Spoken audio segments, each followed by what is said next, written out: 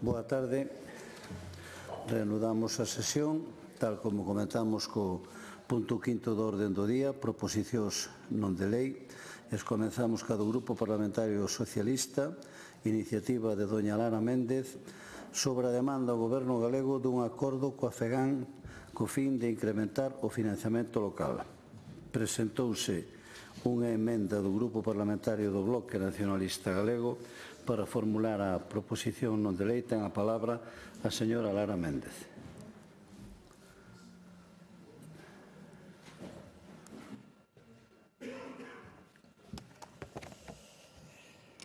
Grazas, presidente. Moi boas tardes, señorías. Pois aquí estamos, novamente, o Grupo Socialista con a nosa teima, que non é outra que queremos máis cartos para os concellos de Galicia, para os veciños e veciñas de Galicia, porque desto se trata, de que repercuta na comunidade e nas persoas, sobre todo. E sabemos, aquelas persoas que tuvemos responsabilidades na administración local, da importancia que ter eses recursos, pero tamén somos conscientes e coñecedores que os concellos son os grandes transformadores da sociedade, desde un plano físico, urbanístico, esa transformación do concello, pero tamén desde un punto de vista económico. Teñen moita capacidade de dinamizar e de enriquecer económicamente o concello e, polo tanto, o territorio. De feito, en Lugo, por poñer un exemplo dunha gran cidade, se puxera en marcha un fondo de capital risco que está a dar os seus frutos, está a reter talento e a atraer talento. Pero tamén destes pequenos concellos, como pode ser o de Pol ou de Ribeira de Piquín, que están fomentando tamén o asentamento da poboación, dando servicios a través de recuperar un supermercado ou reabrir unha gasolineira. Polo tanto, sabemos da importancia de ter os recursos necesarios para levar a cabo as políticas. Pero tamén o sabe ben a Xunta, porque de feito a Xunta solicita unha reforma financiera das comunidades autónomas, pero, eso sí, cando gobernou en Madrid, olvidouse deste tema e nada fixo ao respecto. E agora que se abre a vía de diálogo, négase a sentarse para falar da quita, por exemplo, ou para falar da financiación das comunidades autónomas. E mentras pide en Madrid, yo nega aquí aos concellos, porque en 17 anos non foi quen de levar a cabo a reforma da Lei da Administración Local, que data do ano 97. E no que vai de legislatura, aínda non coñecemos o borrador, a pesar de que o señor Rueda e o conselleiro dixo que iría no ano 24, despois o pospuxo ao ano 25 e agora xa o traslada, a ver se nesta legislatura vai. E mentras a Xunta de Galicia, por un lado, solicita máis recursos do Estado, rexeita a quita 4.000 millóns de euros. Rexeita negociar a proposta do Goberno Central, a pesar de que o punto de partida que demandaba o propio conselleiro era que precisaba de 500 millóns de euros. Hai un punto de partida do Goberno Central para negociar de 587 e non lles vale. Reducen impostos aos ricos deixando de recaudar 793 millóns de euros. Esta é a política da Xunta de Galicia. Solicitan máis recursos, deixan de recaudar, pero teñen os concellos asfixiados.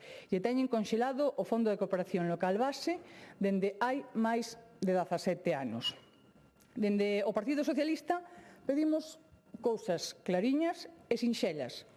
Por un lado, que se aumente o Fondo Base, que se tramite a Lei da Administración Local que garante os recursos suficientes aos concellos para que poidan ter autonomía e capacidade de planificación, crear un plan único, e temos solicitado tamén a este Parlamento, como están a facer as diputacións provinciales, todos sabemos da man de quen e que nos impulsou, incluso temos xa dito en moitas ocasións que a propia Diputación da Coruña ya dedica máis presuposto, máis orzamento aos 93 concellos que ten a provincia que a Xunta de Galicia os 313 concellos que ten o noso país.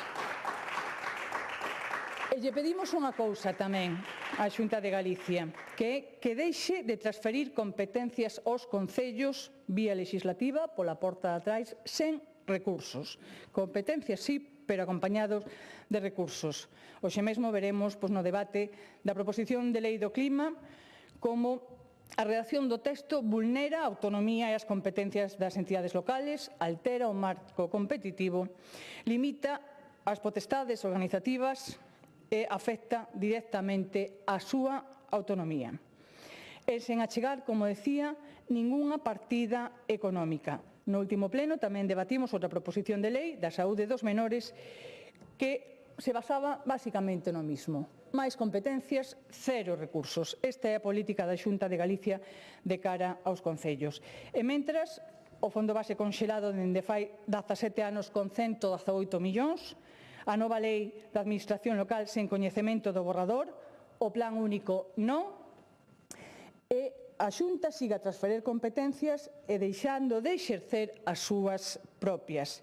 Aumenta os orzamentos dos convenios, eso sí, porque todos sabemos como funcionan estes convenios ad hoc, a ti sí, a ti no, e o sí xa sabemos tamén de que cor política é, e o que é peor, aínda encima, deixa sen executar destes fondos que poderían personalizalos e que poderían ir de forma igualitaria a todos os concellos, deixan sen executar o 30%. E mentras, os concellos asfixiados.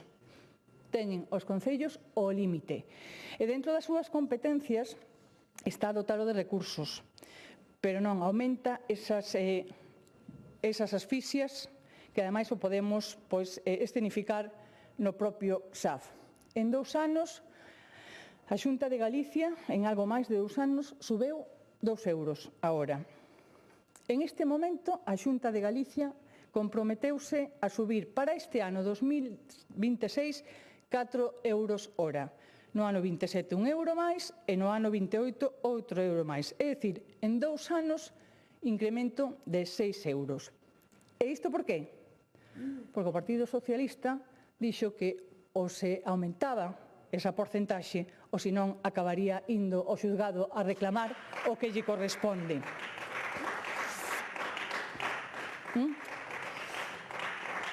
E cabe preguntar tamén si, segundo dice o PP, que o Goberno central lle debe entre 2.500 millóns ou 2.900, depende do día, según vente, vamos aumentando millóns por un lado ou por outro, pero a pregunta tamén que hai que facerse aquí, si realmente a Xunta de Galicia está convencida de que hai esa débeda coa comunidade autónoma, que fai a Xunta de Galicia? Por que non vai ao xulgado tamén a reclamar eses cartos que dice que lle debe? Ou teñen medo que salgan de onde saleu esa débeda, que era do goberno M. Rajoy? A mellor por eso non queren ir ao xulgado a defender o que creen que lle corresponde.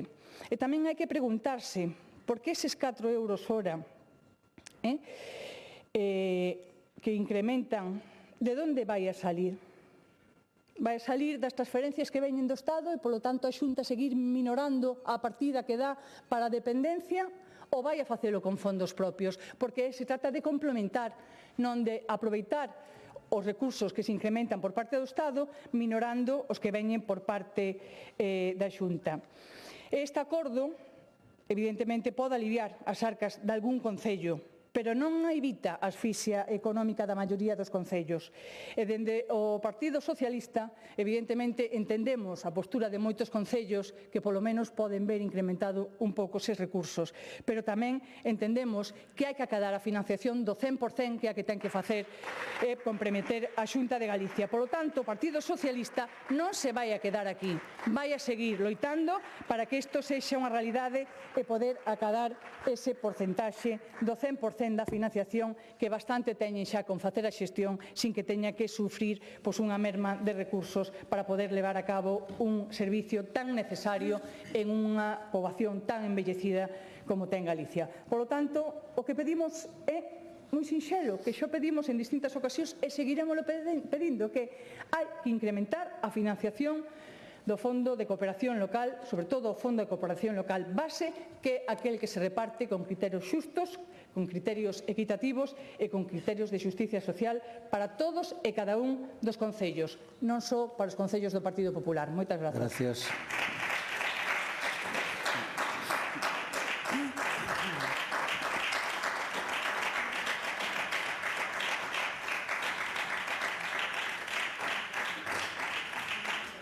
Grupo Parlamentario do Bloque Nacionalista Galego, señor Insua.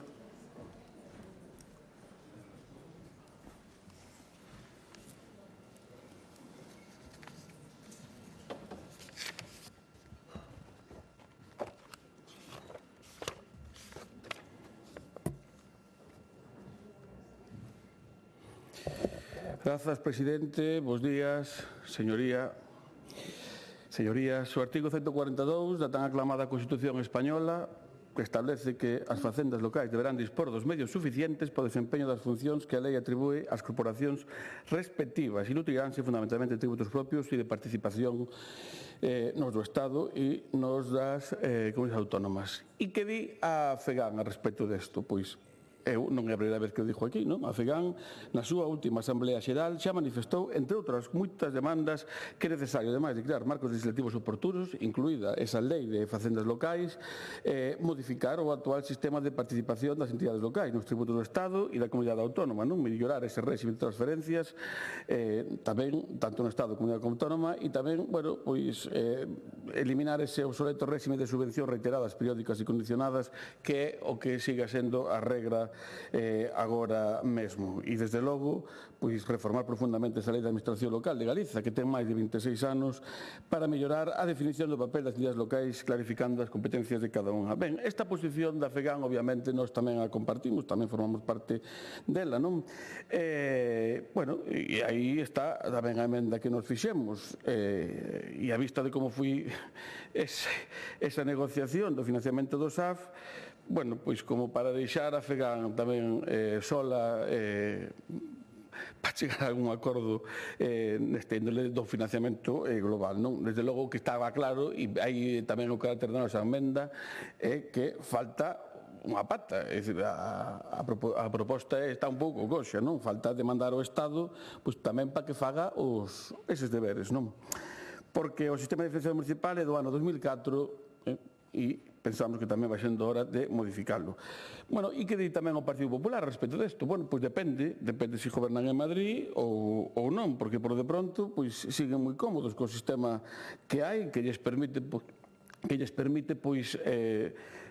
manexar ao seu antollo pois o 75% dos fondos que están destinados ás entidades locais. Eu atopei no último programa do Partido Popular atopei a súa proposta, era 260, non? A respecto da financiación local, dicía: promoveremos unha reforma do sistema de financiación local en coordinación co novo modelo de financiación autonómica que garantice os principios de suficiencia financiera, equidade, de igualdade en relación ao acceso aos cidadáns, os servicios que gestionan a administración locais. Bueno, introduciremos melloras na autonomía tributaria, responsabilidade fiscal. No papel queda todo moi ben, pero na realidade levamos 16 anos esperando a que o PP dea algún paso neste sentido, non? Cumprindo o que promete, porque eso estaba no programa electoral do Partido Popular. E despois, bueno, de tanto insistir nos aquí no Parlamento, pois, bueno, algo apareciu, as cousas como son, non? Pero, eso sí, condicionado como todo o que fai o Partido Popular. A que se aproba a nova lei de administración local, non sei, parece que é todo un truco de maxa, non? Nada por aquí, é dicir, nada por aló, alejo, anuncio, titular, promesa, e despois, pois xa veremos. Non obstante, que nos pidamos cambios e que se apure tamén esa reforma legislativa, o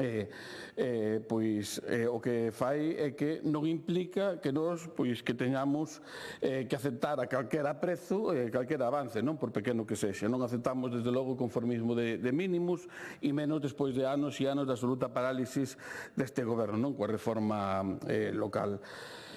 Hoxe, pois, desde logo, parece que os problemas de financiamento dos concellos, pois, por fin remataron, ou a semana pasada, non? Despois de 16 anos de goberno, pois, asina un pacto histórico, bueno, segundo a conselleira. Podría ser o que decía antes o señor Pazos, unha negociación bilateral que falaba cando falaba do financiamento de Galiza, non?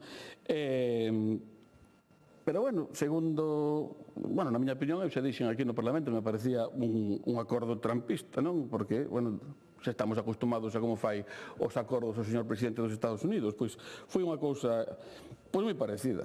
Aquí lle chamaron pacto histórico, pero, bueno, o conto é que despois de horas de traballo por ambas partes conseguiron subir solamente 4 euriños o financiamento da hora do SAF, non?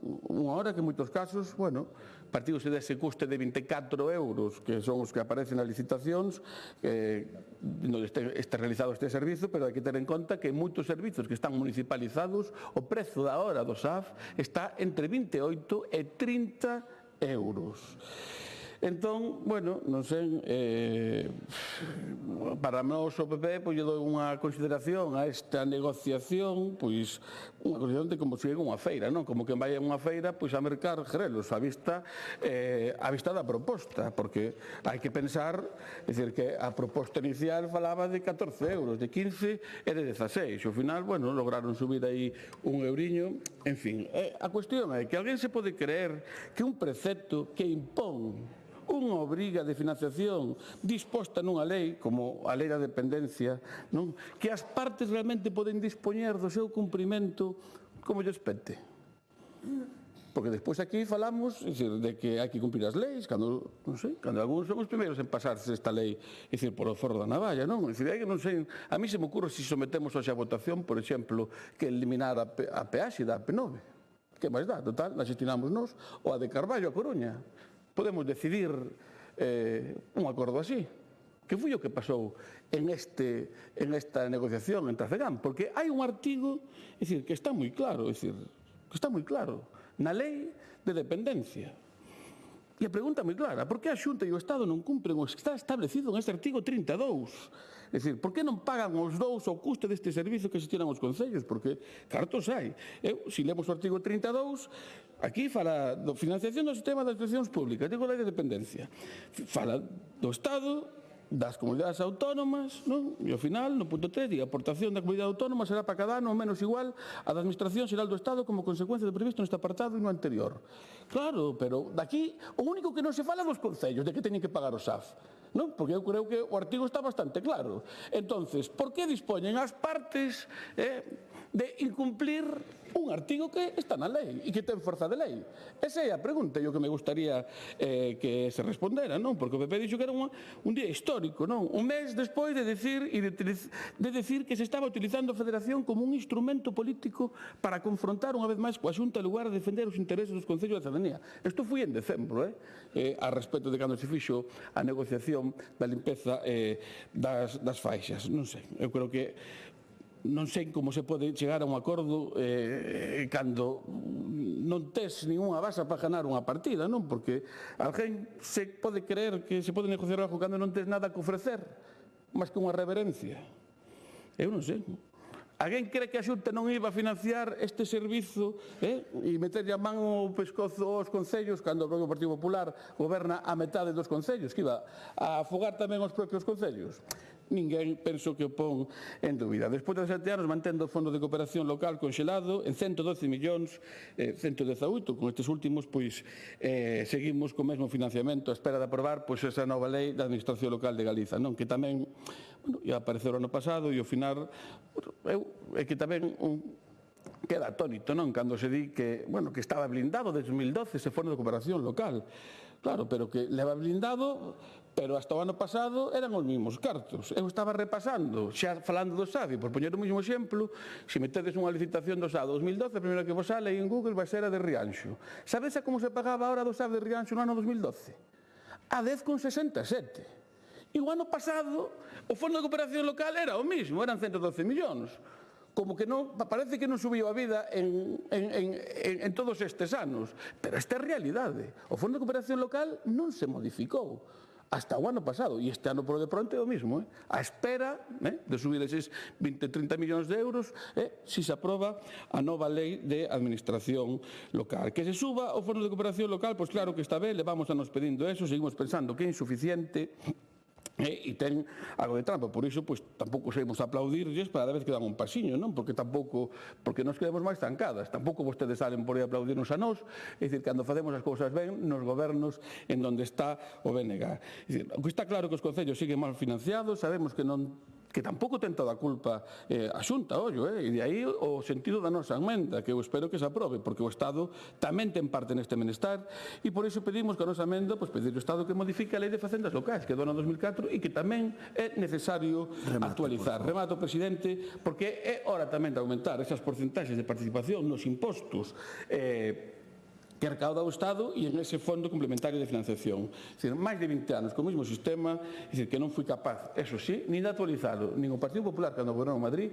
nin o Partido Socialista tamén cando estuvo en Madrid. E agora, pois, parece que tampouco ten moita intención. Eu o único que espero é que esta a nosa emenda que se aprobe, porque, xa digo, non hai unha autonomía local, non se pode entender sin autonomía financiera. Nada máis. Moitas grazas, presidente. Gracias.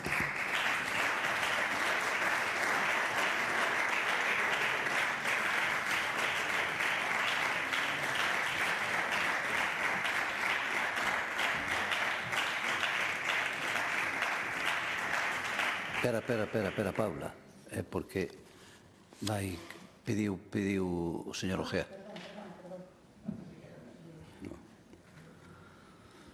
Grupo Parlamentario Mixto, señor Ojea.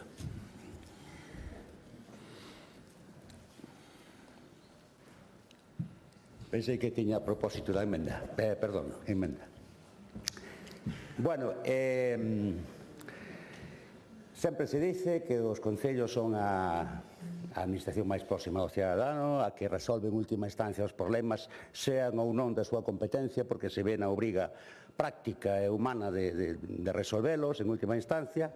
Hai outro aspecto que me gustaría resaltar da administración municipal, é que algún estadista ou algún estudioso fixo constar algunha vez que decía que a administración municipal, unha administración municipal forte era a que mantiña a estabilidade nos países, non? E puña como exemplo paradigmático o país de Italia, no que os gobernos estatais pois nas últimas décadas parece que foron unha montaña rusa, non? De inestabilidade, e sin embargo o país se mantén máis ou menos nunha estabilidade forte por a forte estrutura municipal, non? Ese é un valor engadido que teñen os concellos a darlle unha estabilidade á administración, unha estabilidade ao funcionamento do Estado, inda que nas altas instancias nacionais haxa furacáns ou, como dicía antes, montañas rusas, da que no noso país tamén actualmente estamos tamén nunha situación así de certa inestabilidade, pero bueno, a administración municipal mantense,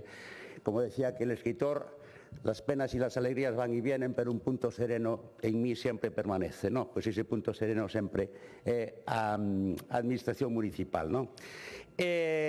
Concordamos, eu penso que todas as persoas que tuvemos algún tipo de responsabilidade municipal, con independencia do signo político do partido que pertenezcamos, compartimos a inmensa maioría das peticións que fai a FEGAMP, que se nos fan chegar habitualmente a todos os grupos políticos, porque son problemas prácticos dos que todos vemos a diario, non? Estamos falando, por exemplo, do SAF, fundamentalmente, que efectivamente tiña que ser por lei financiado por completo entre o Concello, entre a Xunta e o Estado. E a Xunta non está cumplindo ese compromiso. Os costes do SAF son moito maiores dos que se dicen, parece que están aí que se este ano aumentamos €1 ou €2 e o seguinte outro pouco e chegamos ao 2028 con €18 a hora. Mire, sobre todo nas áreas rurais, con unha población moi dispersa, moitísimas das persoas que habitualmente xa saben que son mulleres, porque é un emprego moi feminizado, teñen que desplazarse a veces unha gran cantidad de kilómetros, como digo, debido á dispersión poboacional, e moitas veces acaban poñendo o diñeiro do seu peto para pagar a gasolina e para pagar os gastos do vehículo, porque non dá o que se lles paga desde o Concello, quen a su vez ya está reclamando sempre a Xunta que se faga cargo de todos esos costes como exixe a lei, non? Agora parece que nos estamos felicitando porque outro día a FEGAMP chegou a eso que se chama un acordo, un acordo leonino, non? Porque prácticamente, efectivamente, é unha imposición. O señor, creo que é alcalde de Vilalgarcía, non? Viuse na disyuntiva de ou todo ou nada, non? Si, amenazou ca xustiza, amenazou con levar a Xunta ao xulgado, pero, inda que se chegase a esa situación, seguramente era o primeiro en saber que a xusticia é lenta, polo tanto non é realmente xusticia, e que, digamos, nunha aplicación de política real, non de realpolitik, pois acordou entre a alternativa peor, que era ao mellor seguir non tendo nada, pois aceptou por parte da conselleira subir eses irrisorios euros un ano e outro pouco o seguinte ano para cadar eses 18 euros no 2028, que tampouco chegan a nada, porque efectivamente os costes reais andan por encima dos 25 euros e iso calquera persoa que se teña dedicado á administración municipal pois pode sabelo. As peticións dos concellos, tamén me chama a atención que os concellos se vexan na obligación de federarse para reclamar cousas que están na lei, non? O sea, que os concellos teñan que chegar ao extremo de federarse na FEGAMP ou na FEMP, cando son administracións públicas que deberían ter xa, habría que darlle, desde o resto das administracións autonómicas do Estado, a suficiente importancia ás súas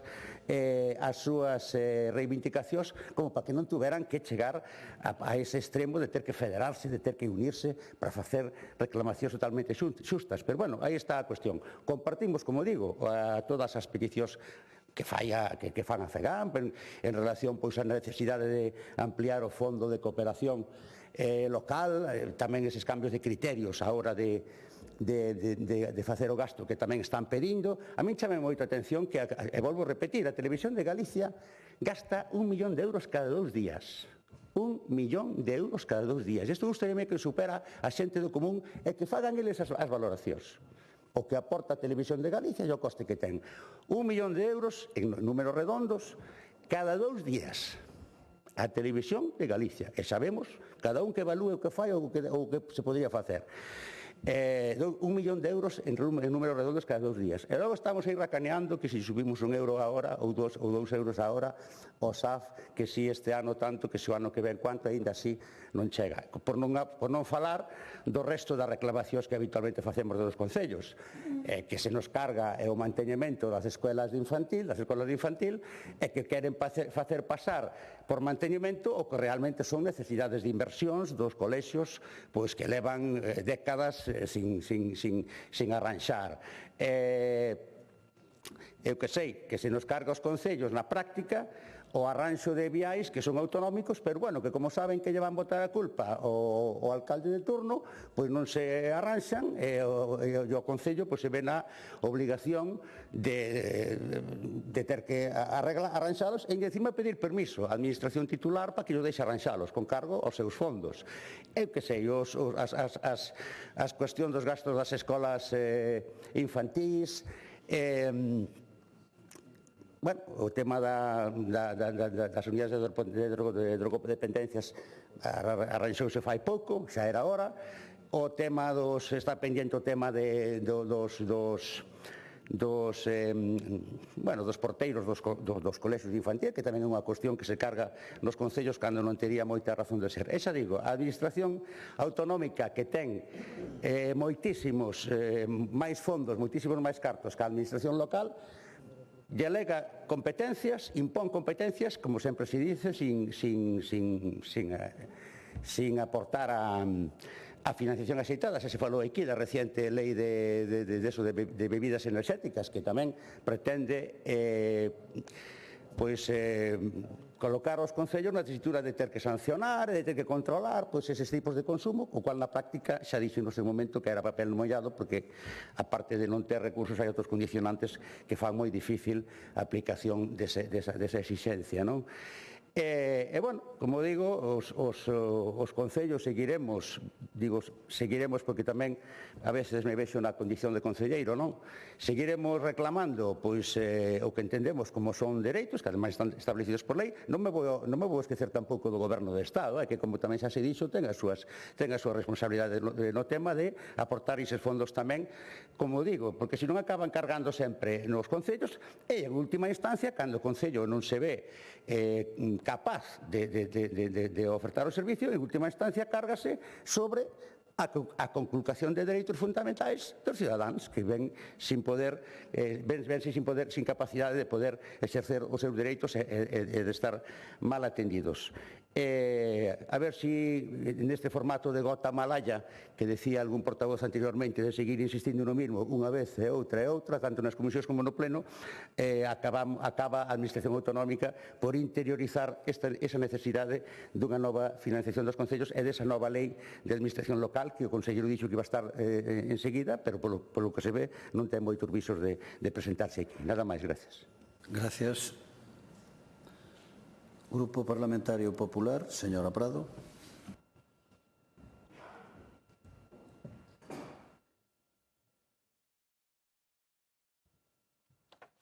Grazas, señor presidente. Señorías, en primeiro lugar, quixera mandar dende aquí todo o noso cariño aos nosos compañeiros Roberto e Gonzalo, que están, ben, pero pasando por un momento duro e esperamos a súa pronta recuperación.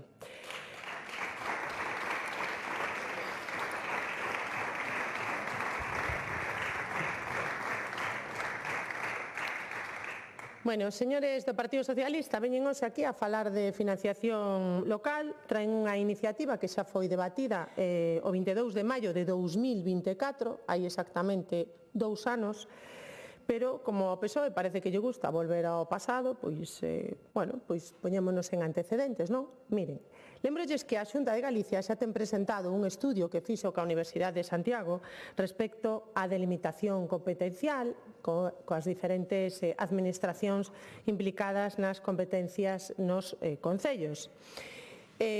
Vostedes non veñen aquí falar seriamente de financiamento local, veñen tapar a vergoña do novo modelo de financiamento do Goberno de Pedro Sánchez. Un modelo que sacrifica a igualdade dos españois para manterse na Moncloa, atendendo ás exixencias dos seus socios independentistas e rachando co principio de solidaridade territorial.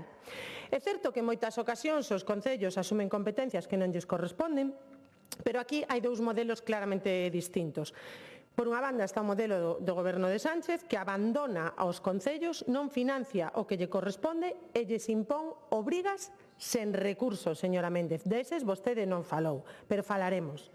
Está o modelo da Xunta de Galicia, que está costeando innumerables servizos e competencias que son municipais ou que son competencias de outras administracións, precisamente para garantir que os veciños reciban unha atención digna. Señores e señoras do Partido Socialista, ese é o noso modelo. Pois, como lle decía, dende a Xunta de Galicia quixose facer ese estudo que menciono da man dos concellos, pero a FEGAM declinou a invitación a participar e optou por facer o seu propio estudio.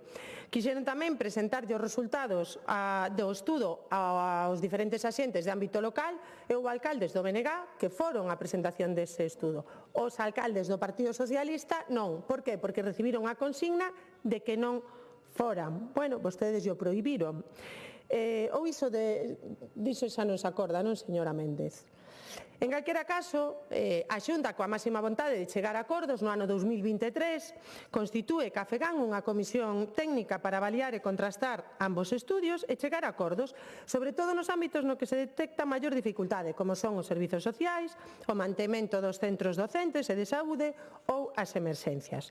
E vou citar algunhas desas competencias que non lle corresponden á Xunta de Galicia e que si asumiu en contraste coa deixadez do Goberno de Sánchez e os seus socios independentistas. Mire, a Xunta asume competencias que claramente corresponden ás deputacións provinciais e aos concellos de máis de 20.000 habitantes. Falamos das emerxencias, dos parques de bombeiros, dos GES, das agrupacións de voluntarios de protección civil. A Xunta asume tamén parte da financiación do SAF. Acábase de chegar a un acordo entre Política Social e a FEGAM que, sen dúbida, vai ser un alivio económico para os concellos. Por moito que diga o señor Insua e todo o bloque nacionalista galego que saliu esta semana a criticar ese acordo. Recordo, señorías, que no ano 20, co fondo COVID, vostedes aplaudiron un acordo semellante a este sin chegar ao 100%, señor Insua, por favor, revise a hemeroteca. Agora, eso sí, daquela non lles parecía mal porque o bloque participaba dese acordo. E agora, como siguen e como están instalados no non polo non, pois agora non lle parece ben porque o bloque non participa dese acordo. Esa é a incoherencia e o cinismo do bloque nacionalista galego, señorías. Pois Pois ben, estamos ante un acordo no que a Xunta contribúe no servizo que pasará dos 148 millóns este ano a máis de 220 millóns en 2028. Poderíamos facer, o goberno do PP podía facer como fai o goberno de Sánchez.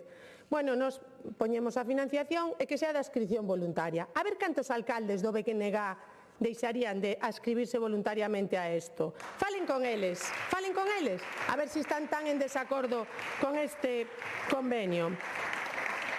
Sería moito mellor se o goberno de Sánchez pagase dunha vez a súa débeda con Galicia e aporte de maneira definitiva o 50% que lle corresponde por lei, señor Insua, que vostede leu aquí a lei, pero parece que só lle reclama a unha parte. Pero hai outra parte a que vostedes apoian no goberno de España e noutros gobernos, incluído o da Deputación de Lugo, ao que vostedes non lles din nin mu. Vostedes caladiños e sometidos ao Partido Socialista e ao goberno de Pedro Sánchez.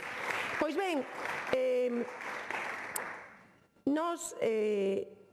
saben canto ascende a débeda do Estado coa dependencia? Decía a señora Méndez, uns días din 2.500 e outros días 2.900. Claro, señora Méndez, é que todos os días hai que atender dependentes e todos os días hai que darlle recursos aos dependentes. E donde eran 2.500, pasados uns meses, estamos en 2.900 millóns de euros que adebeda o goberno de Pedro Sánchez ao que vostedes apoian indiscutiblemente e por diante dos intereses dos galegos e das galegas a Galicia. E aquí están os socios do goberno de Sánchez, que o apoian constantemente. Por que non llo reclaman, señorías? A señora Méndez di, non, este acordo saiu adiante porque o PSOE senón iba ao xulgado. E eu me pregunto, señor Insua, vostedes nada que dicir, non? Non, claro, vostedes están en contra, sí, xa o sei. Pero, en fin, o tema é que vostedes están tapando ao señor Sánchez e o señor Sánchez está marañado noutras cousas, está nas súas corrupcións, nos seus asuntos judiciais, en tapar os ministros, as ministras, o seu número 2 e toda esa corrupción que ten instalada na Moncloa, na súa casa e no seu partido. Miren, vostedes fanlle reclamacións á Xunta e cando hai que facela ante o Goberno de Estado, por que non reclaman? Por que non reclaman unha modificación actual do sistema de financiación local que ten que ir xunto co da financiación autonómica? De eso non falamos. Por que non falan dese incumprimento da obriga de cofinanciar o 50% a atención á dependencia? Por que non falan da Lei de Benestar Animal? Por que non falan da Lei de Residuos? Señora Méndez, eso que dixo vostede aquí de competencia sí, pero con recursos tamén, eso só para a Xunta. Para o Goberno de España, ningún. Miren, eu tamén quería falar da financiación e do Fondo de Cooperación Local, que no 2026 non deixou de medrar e neste momento marca un novo récord, 187 millóns de euros. Un 12% máis que respecto ao ano pasado. Mire, señora Méndez, vostede puxo aquí un exemplo moi pouco afortunado. Vostede falou aquí dun supermercado no rural. Ese que montou o alcalde de Pol, que xestiona unha fundación presidida polo alcalde de Pol. Ese mesmo alcalde de Pol, socialista, por certo, que ten unha débeda no seu concello de 5 millóns de euros, que en competencias municipais ten 0 euros para o pai, que os rapaces teñen que ir por riba duns palets en inverno porque non teñen ninguna soa infraestructura para ir, ou 0 euros para adecentar o colexio. Para eso 0 euros. Eso sí, para o campo de fútbol, millóns de euros. Eu recomendo que vayan a velo, porque é digno de ver, señorías. E ven vostede a poñer aquí ese exemplo. Señora Méndez, fale de outra cousa. Pero bueno, si falamos de financiamento local, tamén convén falar de prioridades políticas. Na Deputación de Lugo vimos como BNG garantiu o sentido do voto non para exixir a dimisión do señor Tomé, acusado públicamente dunha agresión sexual e o seu partido pediulle a acta por eso mesmo. Pero o BNG non di, non, nos apoiamos o Goberno da Deputación se o Partido Socialista se desfai do señor Tomé ou se o señor Tomé non forma parte deste pacto. Non, fixeron un pacto guarro. cambiaron 500.000 euros, ríase, señorías, ríanse que ten moita gracia. As mulleres e as víctimas do señor Tomé non lle fai ningunha pizca de gracia. Pero vostedes non teño cara teñen vostedes. Mírenlle a cara, mírenlle os ollos ás víctimas do señor Tomé e díganlle que vostedes co-gobernan na Deputación de Lugo ca súa encubridora e co voto do señor Tomé.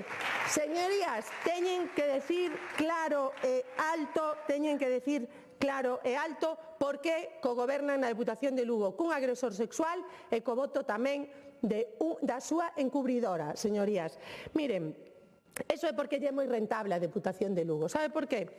Mire, si, elle é moi rentable, porque vostedes cunha man salen ali á porta da Deputación de Lugo, non, con este señor non queremos saber nada. E ca outra firman convenios. Miren, este quesito que non lles gusta nada. Si, mire, este é o PP, non se ve casi, 40.000 euros de convenios. 12 millóns de euros para o Partido Socialista, 2,6 millóns para os concellos do Bloque Nacionalista Galego, pero, efectivamente, vostedes, igual que o señor Pedro Sánchez, cambian cartos por sillóns. Eso sí, a dignidade das mulleres e o seu feminismo vale 500.000 euros. Señorías, mírenlle a cara ás víctimas e díganllo claramente. Mais nada, moitas gracias. Gracias.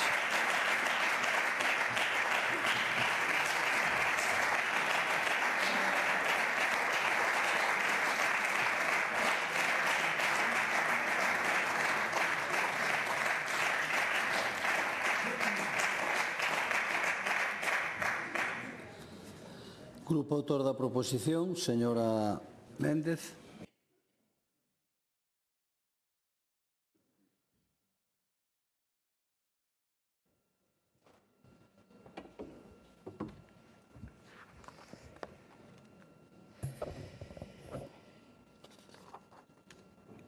Señora Prado,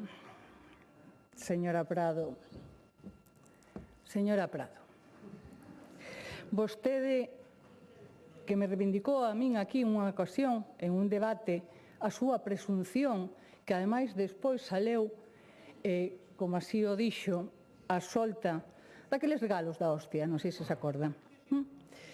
Pero esa presunción de inocencia só a practican para os seus, porque acórdase tamén cando o señor Baltar foi acusado por acoso sexual, por dar traballos a cambio de sexo, quedou ao final tamén, non? En nada a cousa, porque non se puido demostrar e, polo tanto, prevaleceu esa presunción de inocencia, pero que resulta que o señor Baltar está condenado. Condenado, señora Prado. Condenado. E sabe onde está? Por un delito contra a seguridade vial. Que hai condenas e condenas. Pois moi ben, xa se puxeron de manifesto. E tamén habrá quen exerce esa condena que non, porque claro, se é do Partido Popular, entonces xa, para que nos vamos a enfadar? Claro, é dicir, como é unha condena por seguridade vial, sí, pois a mellor no día de hoxe tería que ter moito máis respeto por esa condena de seguridade vial, porque un accidente como que vivimos hoxe pola mañá, pois pode morder e quedar xente no camiño, e por ser xente imprudente poden matar a outras persoas, entende? O que hai unha realidade é de que teñen vostedes, señora Prado, cálmese, señora Prado, xa sei que lle doi, porque cando lle toca na súa casa rasca, pero o único condenado que hai sentado no Congreso e no Senado é o señor Baltar. Está sentado no Senado porque vostedes o manteñen, señora Prado. E nos ven dando aquí leccións, que son moi dados a dar leccións, hasta de feminismo, se atreven a darnos leccións, hasta de feminismo.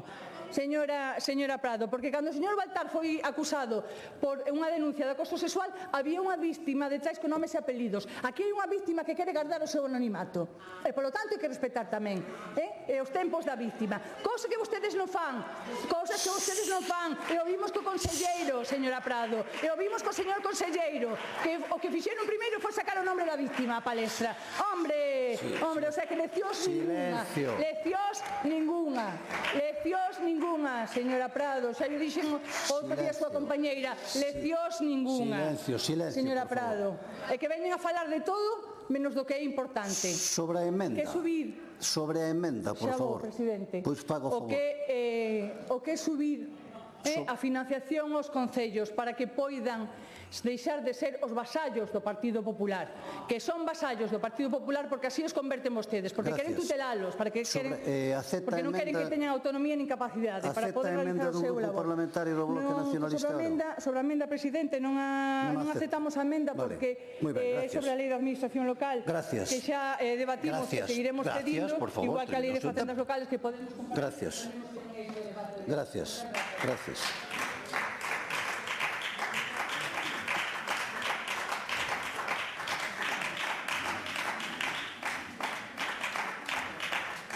Están con nós e os saudamos os alumnos de cuarto da ESO do Centro A Cachada, en Boiro. Benvidos ao Parlamento. Teñan un bo día.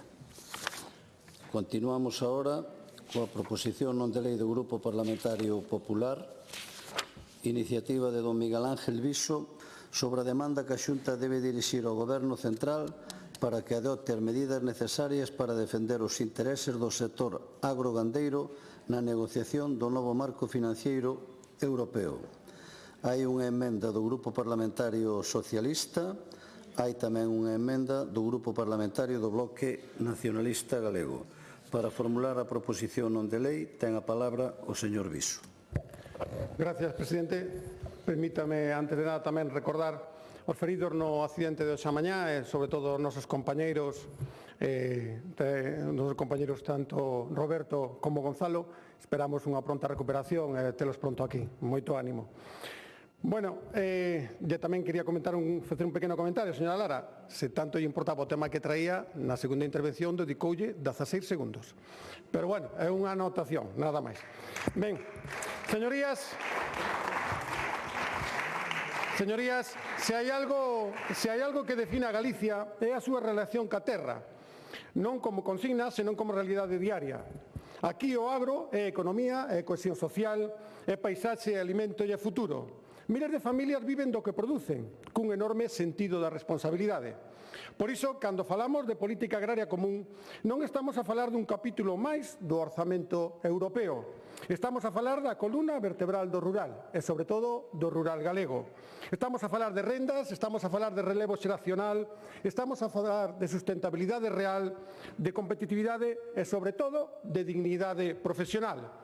Nos últimos anos, o sector fixo un esforzo enorme, adaptarse a novos estándares ambientais, investir en tecnoloxía, asumir máis burocracia, soportar o aumento dos custos, competir en mercados cada vez máis abertos. Todo iso mentre se lles pide producir mellor, producir máis seguro, producir máis sostible e, sobre todo, con máis profesionalidade. E, por suposto, iso, señorías, só se pode facer cunha política agraria común forte. Pero a proposta da Comisión para o marco financeiro plurianual 28-34 abre a porta a un recorte superior ao 20%, como todos vostedes xa coñecen. Un recorte que pode chegar aos 80 millóns anuais e que pode nos levar aos 480 millóns no período. E non só falamos de menos cartos, falamos de algo máis perigoso, e para min creo que é moito máis perigoso. Diluir a PAC nun fondo único, facendo desaparecer os dous piares actuais, axudas directas e desenvolvemento rural, que son a base da estabilidade do sector. Por suposto que Galicia aposta por un escenario aberto, integrado e moderno. Non vivimos illados nin queremos facelo, pero a apertura non pode ser sinónimo de desprotección e comercio non pode ser sinónimo de desventaxa estrutural. Abrir mercados ten sentido se quen produce compite con reglas equivalentes, senón o que se abre non son mercados, senón son unha fenda. Por iso a PAC, señorías, é un mecanismo de defensa comercial, son inseparables. A PAC sostén rendas, promove investimentos, impulsa innovación e garante estabilidade.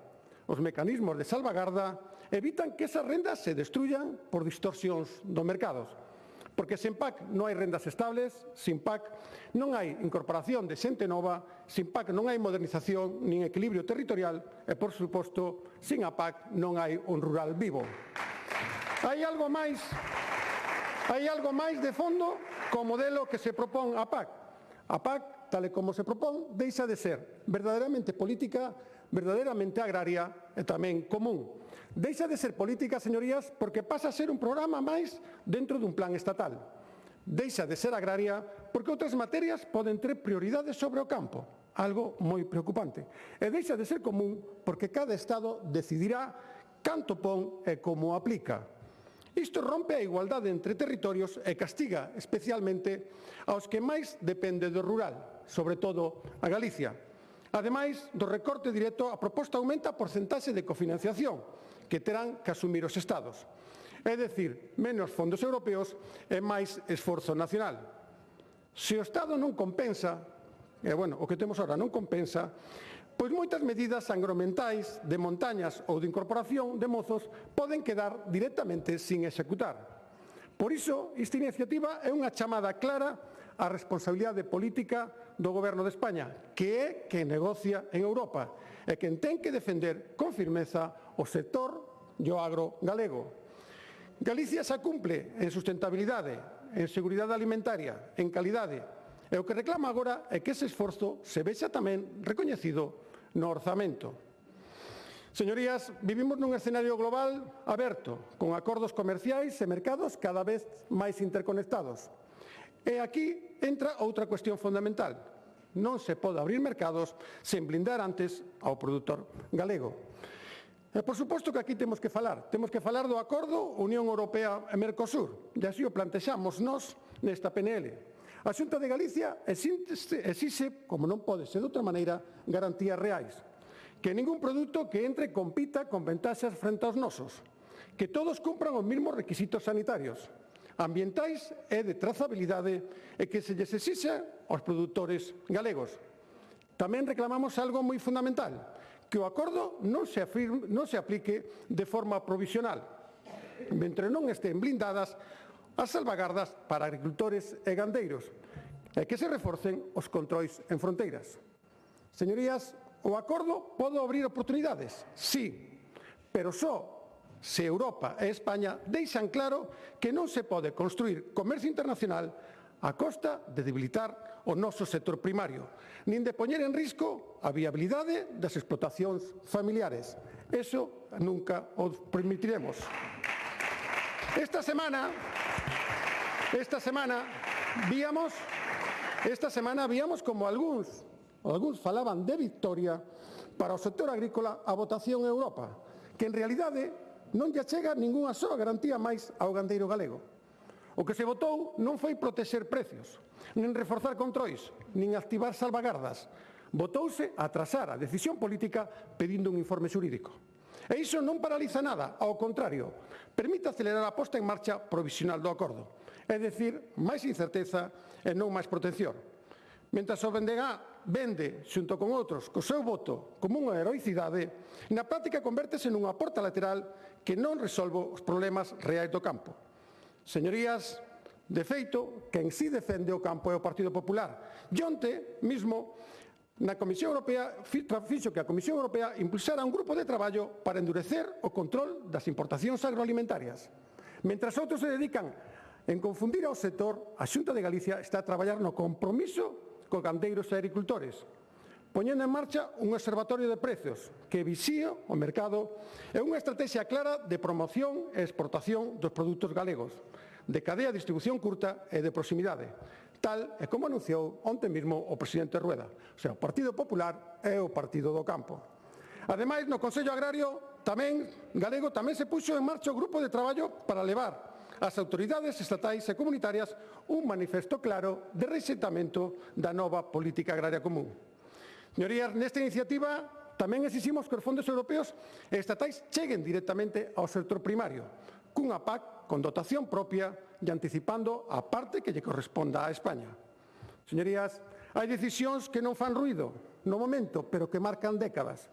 Recortar ou diluir a PAC non é mover partidas, é decidir se o rural segue sendo un espazo con futuro ou un territorio ao que se lle pide resistencia sin ferramentas. Europa entendeu durante décadas que o seu campo non era un custo, senón unha garantía, Esquecer iso agora sería romper un equilibrio que levou moito tempo construir. Hoxe esta Cámara ten a oportunidade de falar cunha soa voz polo agro galego, de deixar a un lado os relatos do medo e de estrategia política e sustituílos por posición, por unidade e por defensa real. Nós non aceptamos que o rural quede relegado. Queremos que saia desta Cámara con forza, con claridade e coa mensaxe de que en Galicia o agro galego non é un asunto menor, senón unha prioridade que se defende e se o podemos defender todos xuntos moito mellor. Nada máis e moitas gracias. Gracias.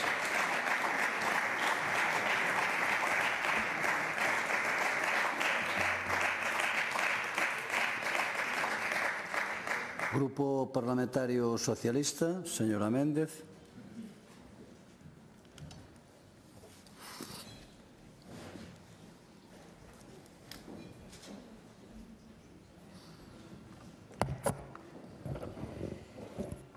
Señor Viso, sí, é certo que casi me quedo sin tempo por dar resposta ás cuestións que plantexaron que tampouco eran obxecto de debate da anterior proposta. Pero dígolle máis, hasta deses 16 segundos me sobraban 14, porque se resumen máis cartos para os concellos. Pero é curioso que empece vostede a súa intervención con ese tema e resulta que despois, en esta exposición que acaba de facer, en vez de falar do que vostede propuxo, dedicou tanto ou igual de tempo a falar de Mercosur, cando dicindo ademais que xa introducen na súa iniciativa este tema. Volvín a ler e dixen, Dios, saltei unha folla que eu non leín cando preparei a intervención a parte de Mercosur, pero resulta que non, que evidentemente non fala de Mercosur, entón está poñendo xa pois a venda, porque como despois falaremos de Mercosur, a mellor para que non lle azoten xa para poder decir ou salir dicindo que xa o dixo e que esa era a postura do Partido Popular, ou porque tampouco ten moita defensa coa iniciativa que vostedes presentan hoxe. Porque hai unha parte que creo que sí compartimos todos, non? É dicir, son os obxectivos da PAC son claros e concisos tamén. Son dúas. Seguridade alimentaria e vida digna para os nosos agricultores gandeiros e gandeiras. Para elo débese de contar con unha financiación suficiente, como ben dixo, e gobernos tamén e institucións que teñan a obriga de salvagardar a PAC, que ademais o crean e o faigan. A actividade agraria é a que dinamiza o medio rural e ademais a que contribuye ao equilibrio territorial. Un exemplo, a actual proposta da Comisión Europea metería nos mesmos fondos as inversións para mellorar a transformación e comercialización dos produtos agrarios xunto con outras prioridades industriais, todo no mesmo saco, chegando a producir un reparto desequilibrado. Por iso é vital que se manteña o Fondo Agrario, os FEACAR. E, aparte, a reducción dos fondos afectaría a rentabilidade tamén das explotacións de xeito directo, pero tamén a súa capacidade de adaptación aos retos ambientais, á innovación tecnolóxica, ao relevo xeracional, elementos estes indispensables para facer un sector primario competitivo e sostible. Xa non se fai desde a Xunta de Galicia coa PAC actual, como se produzca o recorte, veremos que políticas se levan a cabo. E para manter estes dous piares existentes son necesarias as axudas directas, que son fundamentais para proporcionar o apoio necesario para a renda dos agricultores e gandeiros, e as axudas para o desenvolvemento rural, imprescindibles para manter a poboación no medio rural e promover as inversións da modernización e innovación de explotacións agrarias en infraestructuras rurais. E, como decía, ata aquí todos de acordo. Xa os puxo vostede tamén. Pero eu aínda non escoitei o señor Rueda rexeitar este novo marco financiero que propoñen os seus en Bruselas. Non o escoitei, señor Viso. Escoitei a Rueda rexeitar a quita da débeda. Escoitei ao señor Rueda rexeitar o novo marco financiero das comunidades autónomas.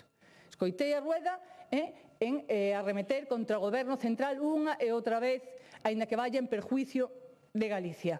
Pero non o escoitei rexeitar este novo marco financiero. Porque, miren, no mes de xullo do ano pasado xa lle pedíamos explicacións ao señor Rueda da súa viaxe a Bruselas ante a alarmante falta de capacidade e de xestión ante os seus, volvo a incidir, porque ás veces se esquece que esta proposta ben formulada polo PP europeo. O PP preside a Comisión Europea, o PP ten a maioría nas reunións de comisarios, o PP controla as carteiras de orzamentos que afectan a PAC, e a realidade é que o PP recorta, centraliza e condiciona os recursos que son vitais para Galicia.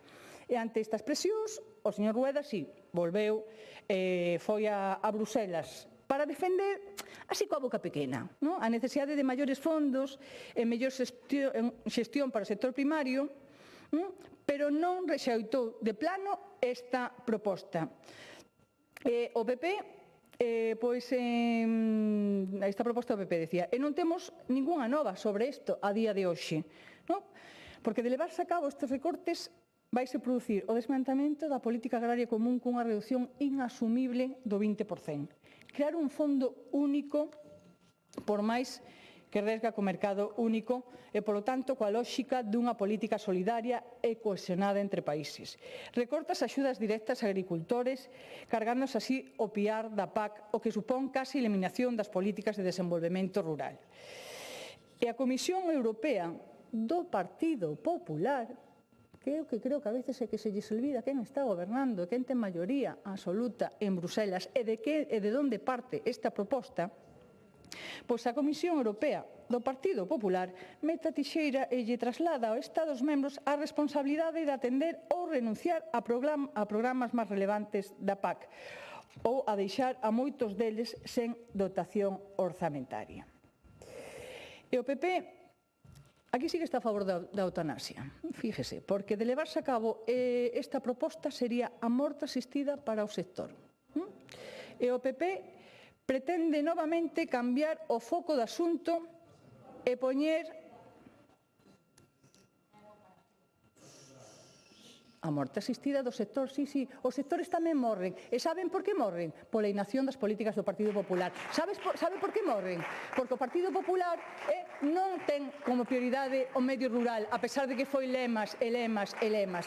Non ten como prioridade o medio rural, porque o medio rural está esmorecendo, porque as explotacións se están pechando, porque non teñen recursos, porque non hai relevo xeracional. E poderíamos seguir, sí, porque sempre teñen unha doble vara de medir, porque sempre supoñen as leis de progreso, as que xeran liberdades, e despois son os primeiros que as van a utilizar, que nos respetamos que as utilicen, porque para iso se fan, para garantir dereitos e dereitos para todos. Pero o rural tamén precisa de políticas activas, e o rural precisa de que o atendan, e o rural precisa dunha PAC forte en Europa, que o seu partido, o Partido Popular, está a facer que se debilite e que, ademais, teña serio risco de poder continuar. E sí, o PP pretende novamente cambiar o foco do asunto e poñer o foco no goberno central, como sempre. De quen é a culpa? Pois é de España, é do ministro, de Pedro Sánchez.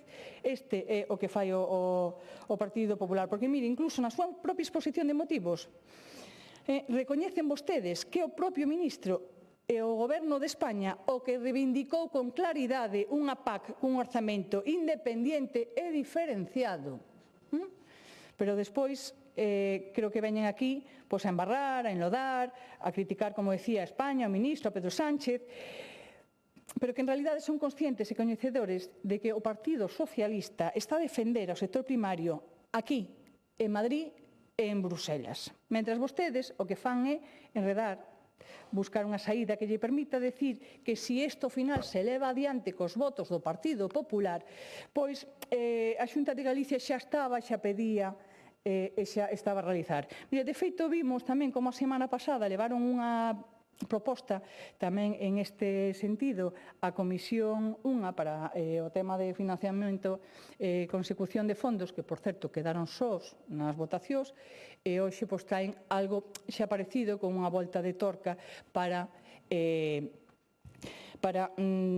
supoño que acadar ese consenso. Nos presentamos unha emenda, señor Viso, unha emenda que esperemos que acepten, porque, efectivamente, eu creo que aquí hai que ir todos na mesma dirección e solicitar esa PAC imprescindible para o desenvolvemento do noso rural. E, por tanto, facemos unha emenda cunha pequena modificación, porque entendemos tamén que hai que reclamar en Europa ese cambio desa proposta, esa proposta tan dañina que está a facer o Partido Popular en Bruselas. Por lo tanto, que nos pedimos que loiten e pelexen polo rural galego, pero que antepoñan os intereses de Galicia por riba dos intereses do Partido Popular e por riba dos intereses do señor Feijóo. Nada máis, vamos para gracias.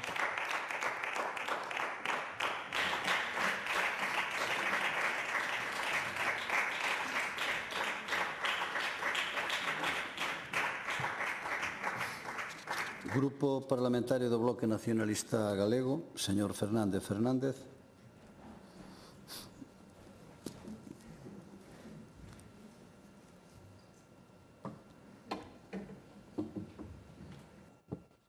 Señor Presidente, unha aclaración.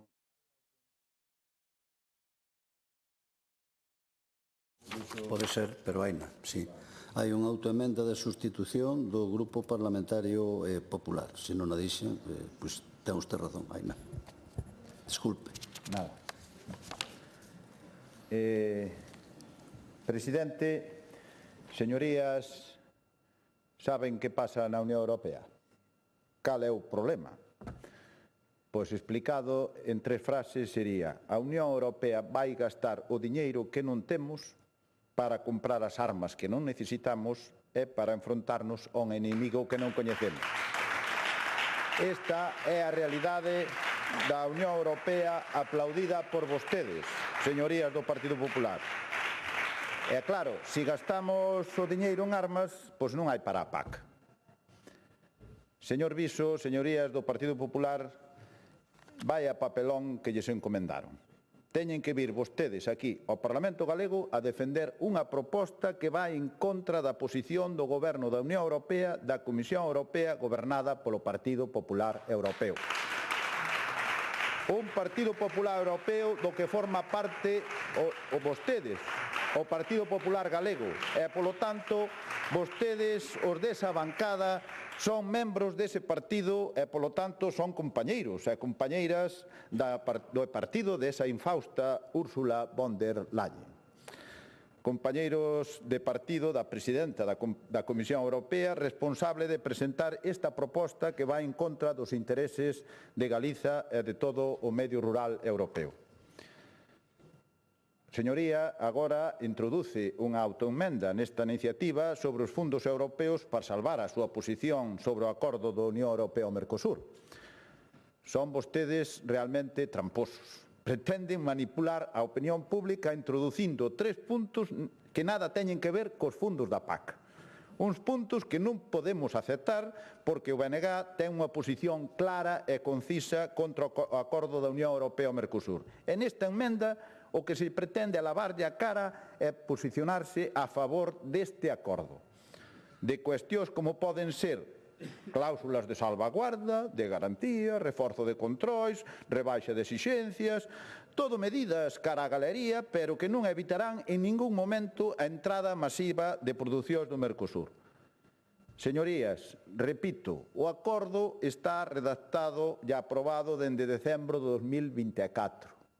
E non se pode cambiar, non se pode cambiar porque habría que volver e voltar a facer a negociación. No caso de reforzar controis, estos sempre deben ser feitos en orixen, sabe o calquera. É dicir, como vamos controlar a carne dende que chega aquí? O lóxico é controlala nos matadeiros cando se mate. Non vamos controlala nos supermercados, é facerlles analíticas nos supermercados. Iso é demagoxia pura e dura. En definitiva, fan esta emenda de forma trapalleira, tramposa, para lavar a cara do Partido Popular no referente a este acordo do Mercosur. No BNG reiteramos a nosa oposición á proposta do marco plurianual, que son o que realmente vostedes inicialmente traían nesta proposta, tal e como defendemos e votamos neste Parlamento na Comisión. Pero non nos poden pedir, nin nos poden meter nesta dinámica de que defender as súas tesis que é favorables ao acordo da Unión Europea-Mercosur. Señorías, a vostedes preocúpalles pouco os fondos da PAC, para Galicia. O único que lles preocupa é salvar a cara nos acordos da Unión Europea e o Mercosur. Señorías, aínda teño por oírlle ao seu máximo líder, o señor Feijóo, pronunciarse en contra da deriva do gasto militar da Unión Europea.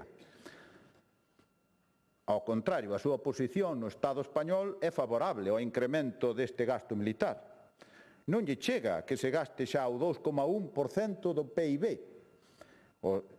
O pretende o señor Feijóo, ya se o dixo, ya se o dice, ya se o defende, que se chegue ao 5%. E o seu fiel servidor, o señor Rueda, pronunciouse algunha vez en contra deste incremento de gasto militar? Non, non dixo nin pío. Que máis dan as gandeiras e os gandeiros? Que máis dan as agricultoras e os agricultores? Que máis dá o noso monte? En definitiva, que máis dan as mulleres e homes que viven no rural?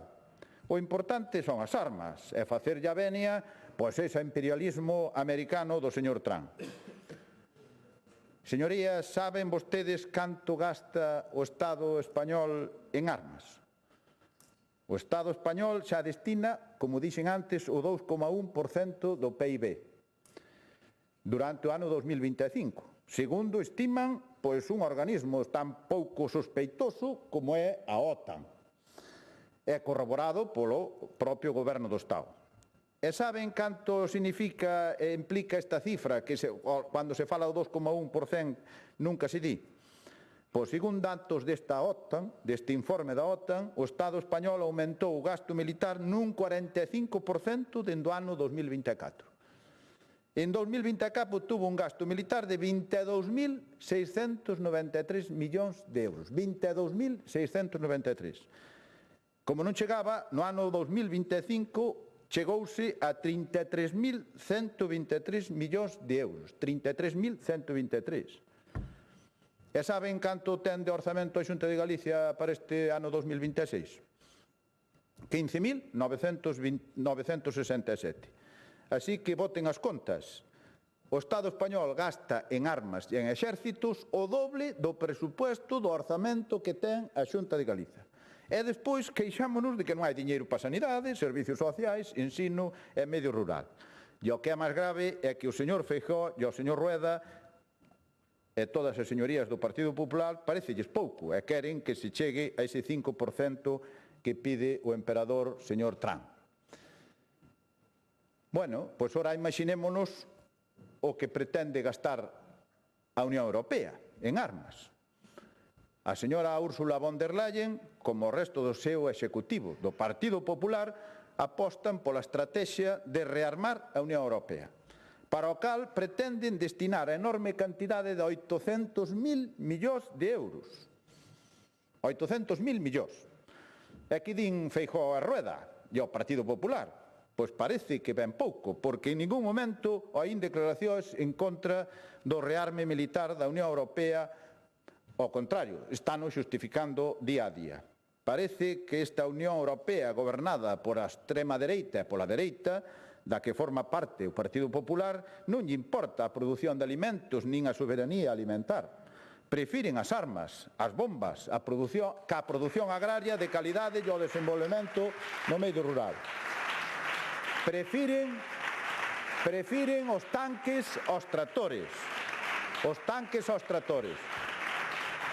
Señorías, as propostas que coñecemos para o novo período da PAC do 28-34 son tremendamente negativas. As propostas son de reducir o 22% dos fondos da política agraria común para destinalos a eses 800.000 millóns de euros de fondos militares. Se xa a PAC para o noso país xa foi lesiva no pasado, imaxinémonos o que pode ser esta reducción de fondos. Explicado moi someramente, vamos falar e falolles do que é o principal pilar de investimento de fondos europeos, que é os fundos FEADER. Aí neses fundos van as axudas agroambientais, as axudas a ecolóxico, as zonas con limitacións naturais ou de montaña, as axudas ao sector forestal con tratamentos silvícolas, repobracións, incluso as prevencións contra os lumes. Nese pilar van os temas fundamentais como a incorporación de mozas e mozos ao agro e plans de mellora, axudas ás industrias agroalimentarias, a investigación, a formación, os plans LEADER, que son para financiar actividades non agrarias no rural e outras medidas de desenvolvemento. Todos eses programas están financiados co 75% de fondos comunitarios. Señorías, e que pasará con estes fondos FEADER do segundo piar da PAC de desenvolvemento rural con esta proposta da Comisión Europea? Pois moi fácil, simplemente desaparecen. Esfúmanse os fondos. As armas custan diñeiro, moito diñeiro, señorías, moito diñeiro custan as armas. Para o BNG, esta proposta da Unión Europea é totalmente inaceptable. Demandamos que se retire por ser totalmente lesiva para os intereses de Galiza. A posición do BNG é manter a estrutura e o financiamento da PAC incrementando os fondos para o noso rural. Un incremento que traiga consigo unha distribución que teña en conta as pequenas explotacións familiares, a permanencia no territorio, a loita contra o despoboamento, a remuda xeracional e, por suposto, unha mellora e ampliación de servicios públicos e un desenvolvemento rural productivo e respectuoso co medio ambiente. De todos xeitos, para que non haxa recortes, debe paralizarse esta obsesión coas armas da Unión Europea. E aí vai a nosa proposta de engádega, que era rexeitar categóricamente a proposta de gasto militar da Unión Europea que propón a presidenta da Comisión Europea, Ursula von der Leyen. Gracias. Gracias.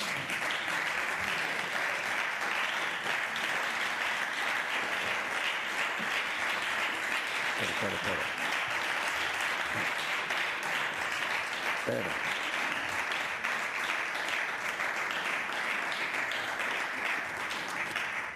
Grupo Parlamentario Mixto, señor Ojea.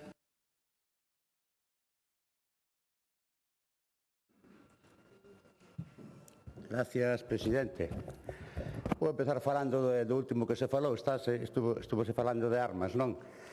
A Unión Europea leva aprendido nos últimos días ou nas últimas semanas que o intervencionismo nos mercados internacionais a través de aranceis tamén é un arma. De feito, parece ser nos últimos tempos que foi a única arma que pudo parar un pouco os exabrutos do señor Trump, non?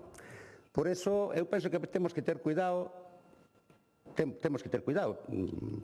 Galicia, España, a Unión Europea, cos pactos comerciais que se firman, porque nos últimos días estáse vendo que se están convertindo nun arma de guerra. Viuse cando Trump intentou o que intentou con Groenlandia, algúns países mandaron ali uns cuantos efectivos militares, Trump amenazou con os aranceis e algún xa se volveu para atrás.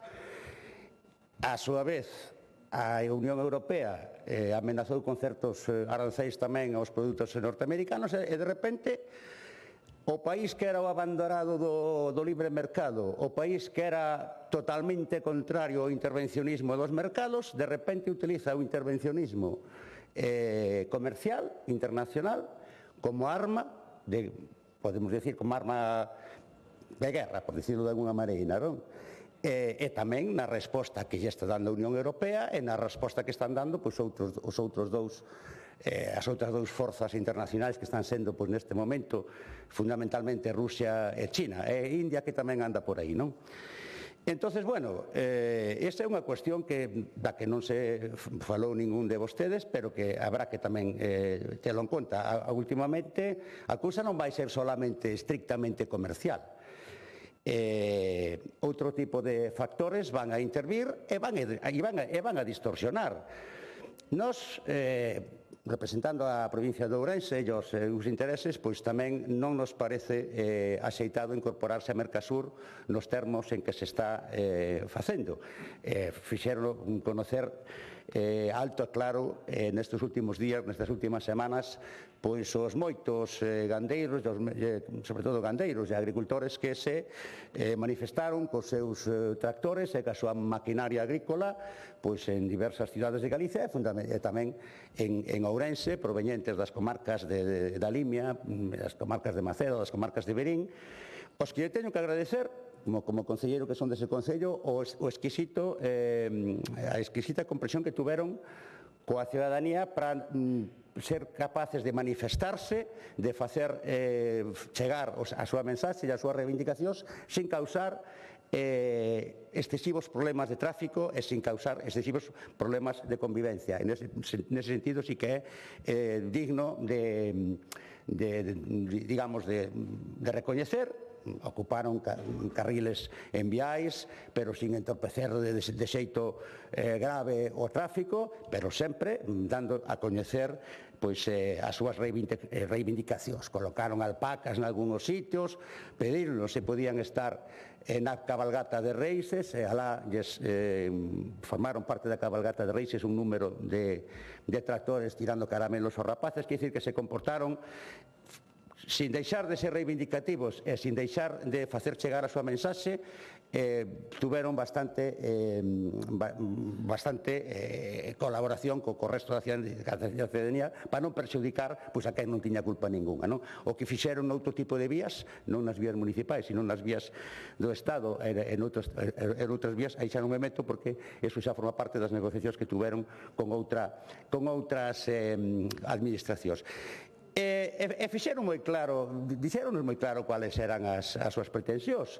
O pacto con Mercosur perxudica o sector primario, fundamentalmente os gandeiros e os agricultores.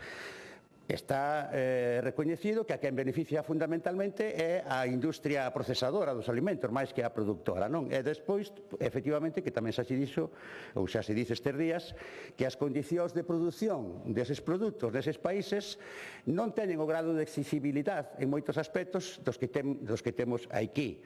Fálase, por exemplo, do tipo de produtos fitosanitarios que aquí non están permitidos e ali sí, e, desde logo, tamén, por exemplo, a legislación laboral, que é moito máis estricta en España que en moitos deses países. Lógicamente, aquí un gandeiro que teña empregados ten que pagar unhos salarios e manteñer os seus traballadores nunhas condicións dignas exigidas pola lei, que moitos deses países ou ben xa non se exixen ou ben son papel mollado na lei.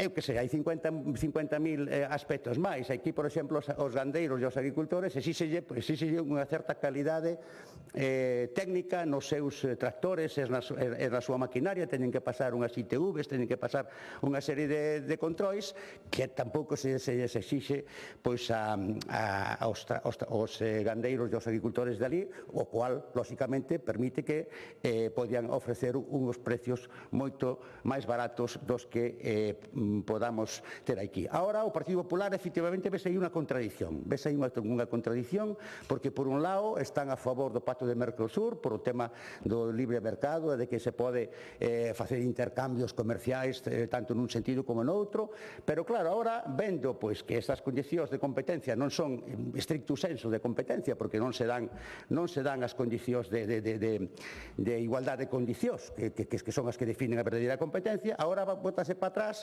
e din que van controlar nas aduanas, que van controlar os precios, os observatorios, que é iso de observatorio de precios que dixo o presidente? Observa os precios, sí. Os precios quedan observados. Quedan observados e que se fai despois de que se observe os precios, se non hai capacidade legal de interferir neles, non? Bueno, quero decir que parece que non saben moi ben o que queren. Nós, e xa digo, creendo nas bordades do mercado realmente de competencia en igualdade de condicións, que pensamos que é unha cousa boa, non estamos a favor cando ese mercado non é verdadeiramente competitivo, porque se dan esta clase de diferencias. E logo, bueno, o da PAC, efectivamente, o agro galego e o agro ourensán necesita as axudas da PAC. O director xeral, xa en algunhas comisións, nos advertiu das múltiples problemas que pode traer ese tipo de recortes, que si son para armarse. Bueno, a ver, aquí temos unha cuestión tamén. Dicían os clásicos, si vix pacen para velum, tampouco é... Tal e como están poñendo as cousas a nivel internacional, tampouco é como para permanecer pois tranquilos, non? Pero, bueno, hai, non sei, hai unha especie ao mellor de pacifismo inxenuo que tamén, bueno, tamén o tiñan os ingleses cando Chamberlain decía que Hitler non era un caballero, e cando, bueno, quer dizer que tampouco é ser pacifistas a veces de un xeito demasiado inxenuo. Se unha cousa ten Trump, eu reflexionaba outro día que está tan en boga exixir transparencia, non? Transparencia. Bueno, pois o Trump está sendo super transparente, estánse vendo as intencións totalmente, porque ademais non disimula nada. O señor Trump, a súa falta de escrúpulos, o seu matonismo, o seu modelo de película de vaqueros americana, véselle claramente, e ademais dice claramente, non sei se moitas veces as amenazas as fai pois para ver hasta onde chegan os contrarios á hora de asustarse ou de tomar medidas, ou se é que, bueno, como tamén se hai algunha xente dali do propio país que está dicindo que o mellor a súa saúde psíquica pois non é todo boa que se desearía, bueno, non sei se iso é así, pero eu tamén volvería a insistir na reflexión que facía ao principio. O intervencionismo nos mercados internacionais estáse utilizando como arma de presión internacional casi en entorno bélico, e iso pois ten toda a pinta de incrementarse no futuro, porque claro, a realidade é que desde o punto de vista armamentístico a Unión Europea non pinta nada como se poñan un pouco exquisitos tanto Trump como os outros, porque eu non fago millores a Putin ou como se chama, Xi Jinping, que hai que dicir o nome entonando, non? Como corresponde ao chino. Porque claro, unha cousa é que disimulen máis do que disimula Trump, e outra cousa é que no fondo non sexan unhos personaxes tan faltos de escrúpulos como é o propio Trump, non? E nada máis, esta reflexión para todos vostedes. Vale, moi ben, gracias. Grupo autor da proposición non de lei, señor Viso.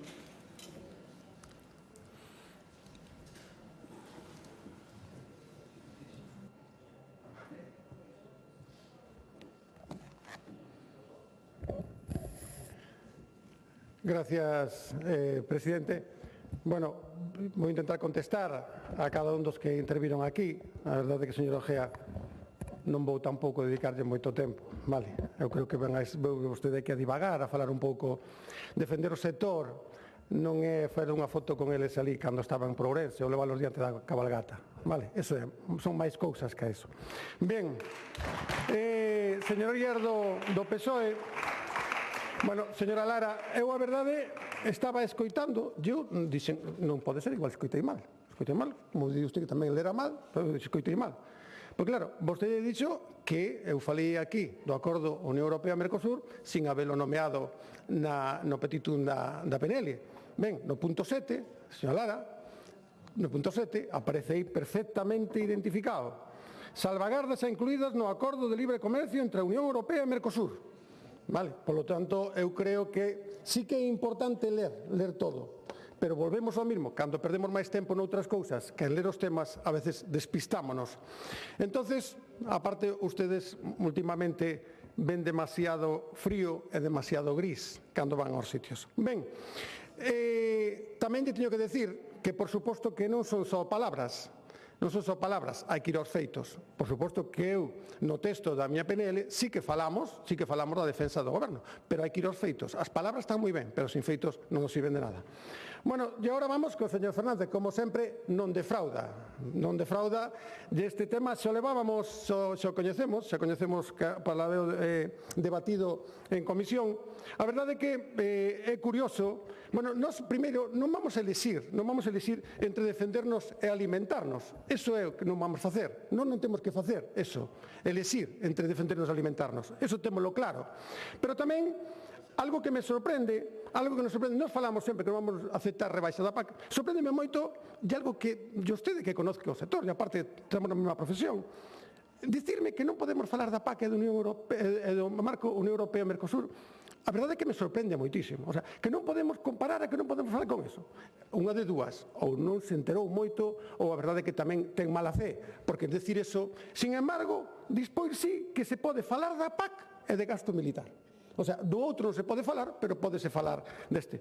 Eu creo que vostedes, a verdade é que, como sempre, van en contra do sí por sí. E aparte tamén hai unha cousa moi curiosa, porque, bueno, polo que vimos, nesta súa intervención, deu a entender que non lle gustan as armas.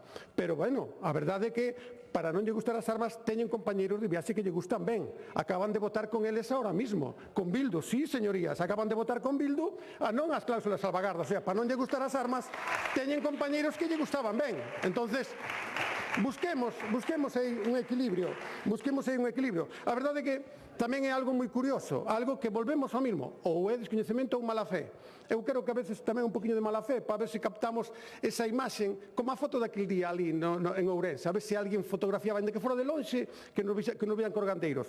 Vostedes non están cos gandeiros estamos nós. Estamos e reunímonos con eles, estamos con eles, e saben o que nos dixeron os gandeiros últimamente? Que un dos principales problemas é os ataques do lobo. Os que están en extensivo en montaña. E ustedes que fixeron? Votar que sí ou les... Esa é unha realidade. Por qué? Porque estamos con eles, sentámonos e falamos con eles. Ustedes van e fan a foto desde lonxe. Esa é a diferencia, señorías. Esa é a diferencia. E algo que me sorprende. Eu volvo ao que dicía antes, ou é descoñecemento ou mala fe. Comisión Europea está formada por comisarios, un por cada país. Eso sabémoslo todo o mundo. En España é unha tal señora Teresa Rivera. Creo, mirade aí no Google rápido, creo que pon Partido Socialista. Entonces, de que falamos? Señorías? De que falamos? Que vimos aquí? A facer o corte para levalo ás redes sociais. Eso é o que non nos vale. E aparte, señorías, o Partido Popular e este goberno está facendo as cousas ben. Está facendo ben no sector. E por que está facendo ben? Porque se lemos o que acaba de salir este fin de semana na prensa, lémolo, o paseo que estaba en castelán. Pero traduzco rapidísimo. O agroalimentario xa é o terceiro sector que máis riqueza deixa en Galicia. En apenas 2 anos, entre 2021 e 2023, mirade tamén quen gobernaba en Galicia, foi un dos máis, o que máis creceu, con un valor añadido que pasou de 3.021 a 4.381 millóns de euros. Señorías, isto é a realidade, e estes son datos. Quen gobernaba aquí? Partido Popular. Estas son as nosas políticas, as nosas realidades. E isto é o que realmente temos que falar. Vostedes veñen aquí, a que facer? Demagoxia. Entonces, por favor, seamos un poquinho serios. Sobre as emendas, a emenda do Partido Socialista, a verdade é que xa o que pedía, xa estamos nos aportando ela, e por suposto a sorprendente emenda do Bloque Nacionalista Galego, pois bueno, querer falar de armas noxe é un poquinho un despropósito. Non as dúas. Ninguna dúas. Vale, gracias.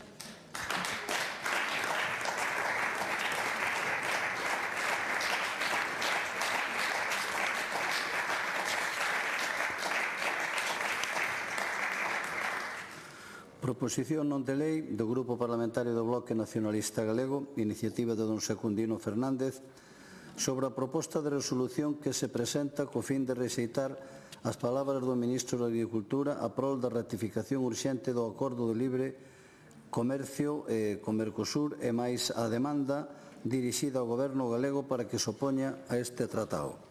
A esta proposición non de lei presentouse unha autoemenda do Grupo Parlamentario do Bloque Nacionalista Galego.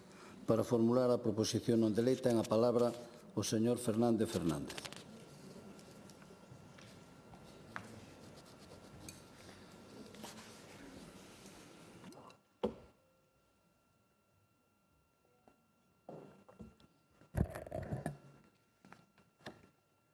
Presidente, señorías, bueno, señor Viso, ven aquí usted a sacar outros temas e a mezclar, como mezclou na anterior iniciativa, pois as churras cas merinas. Pero, bueno, deso é vostede moi experto. Pero, bueno, aquí vamos falar do que propoñemos e propoñémolo na iniciativa. Non é como a vostede que propoñía unha cousa e falase doutra.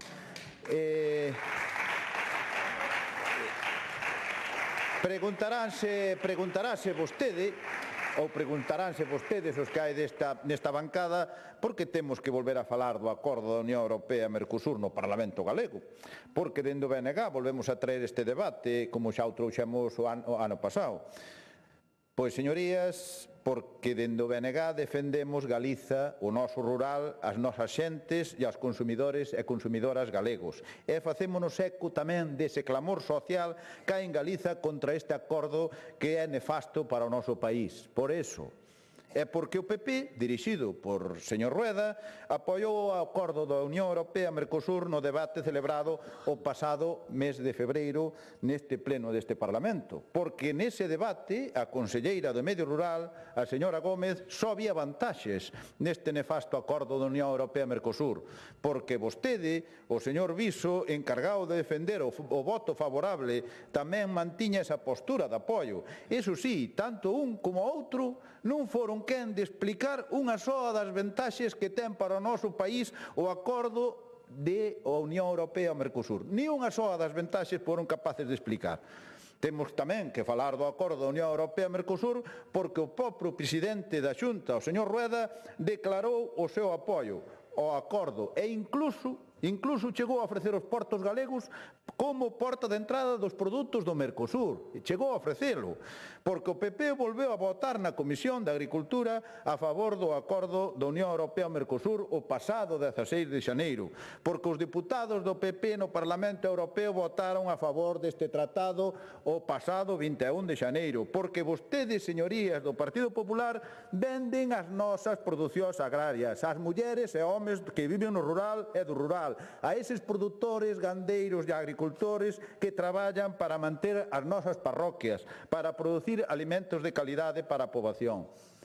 Porque o goberno da Xunta do PP vende aos consumidores galegos que van recibir uns produtos que non teñen as garantías sanitarias e de calidade que teñen os nosos, porque venden Galiza por orden directa da Rúa Xénova, e porque lles interesan máis os pelotazos económicos que nada teñen que ver co noso país que as nosas xentes. Por todo isto, traemos a debate outra vez o acordo da Unión Europea e o Mercosur. Señorías do Partido Popular, o que sí conseguiu este goberno da Xunta de Rueda é unir a sindicatos, asociacións, colectivos que representan a inmensa maioría do sector agrario.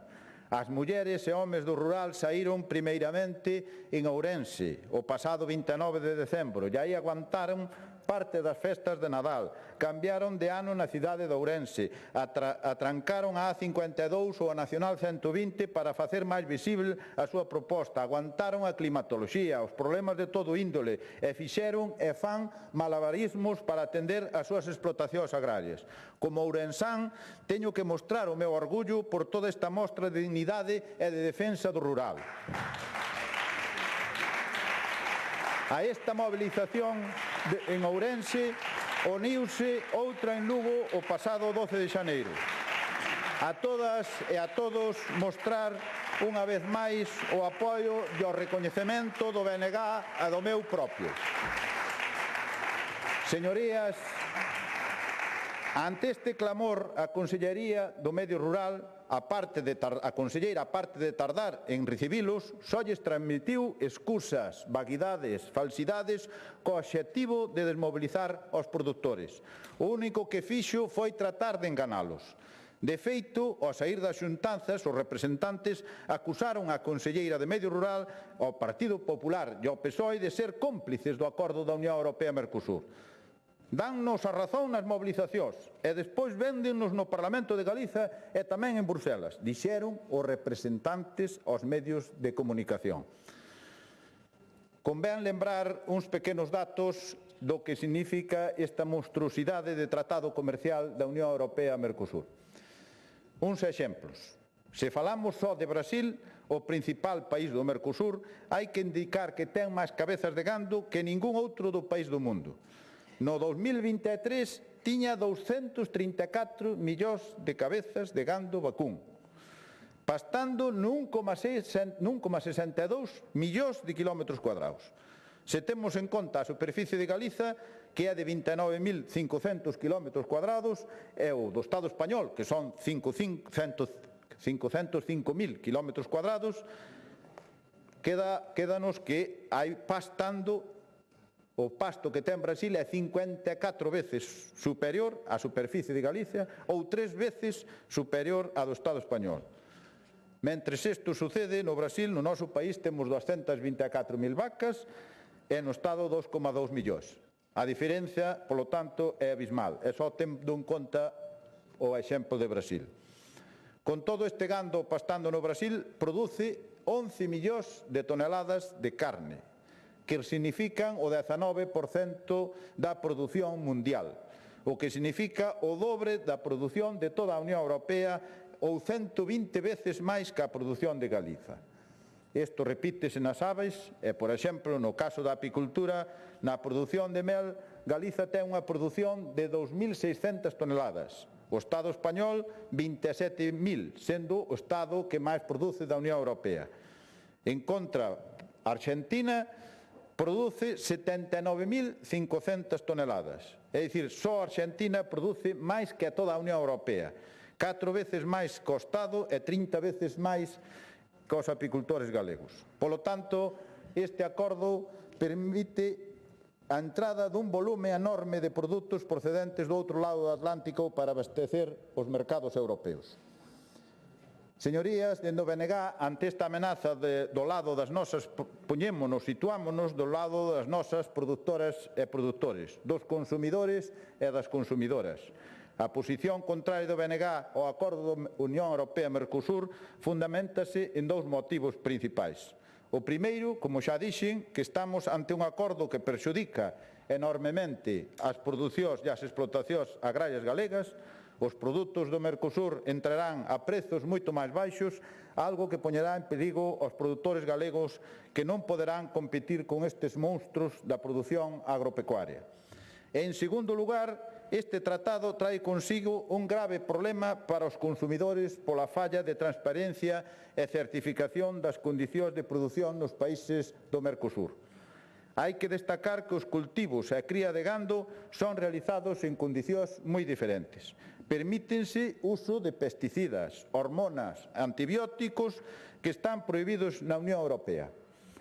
Polo tanto, esta situación vai dar como resultado que entrarán no mercado europeo e no galego, por suposto, producións xa sexan en fresco ou como produtos transformados que non cumprirán os estándares de produción europeos. En definitiva, para o BNG resulta incomprensible que se impulsen macroacordos comerciais que provocan o empobrecemento e a desaparición de pequenas e medianas explotacións e a entrada de produtos alimenticios sin garantías. Señorías do Partido Popular, estamos aquí no Parlamento de Galiza, aquí é onde debemos pronunciarnos dunha forma rotunda na defensa de Galiza, na defensa dos nosos produtos agrarios e tamén dos nosos consumidores. Debemos dar unha voz alta e clara. Polo tanto, dende o Bloque Nacionalista Galego, pedimos e presentamos esta iniciativa. Esta iniciativa que expresa por resolución o rexeitamento á posición do Goberno do Estado respecto ao acordo da Unión Europea ao Mercosur. A oposición ao acordo da Unión Europea-Mercosur polas graves repercusións aos sectores agrogandeiros e ás consumidoras e consumidores galegos. O apoio ás mobilizacións do sector nas que se rexeita o acordo da Unión Europea-Mercosur e se denuncian as consecuencias nefastas para o agro galego.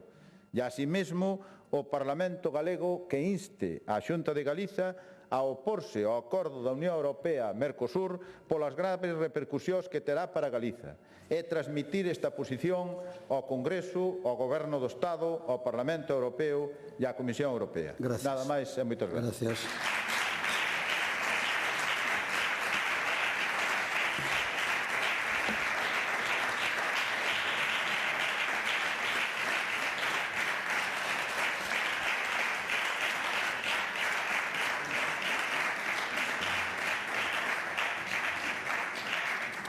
Grupo Parlamentario Mixto, señor Ojea.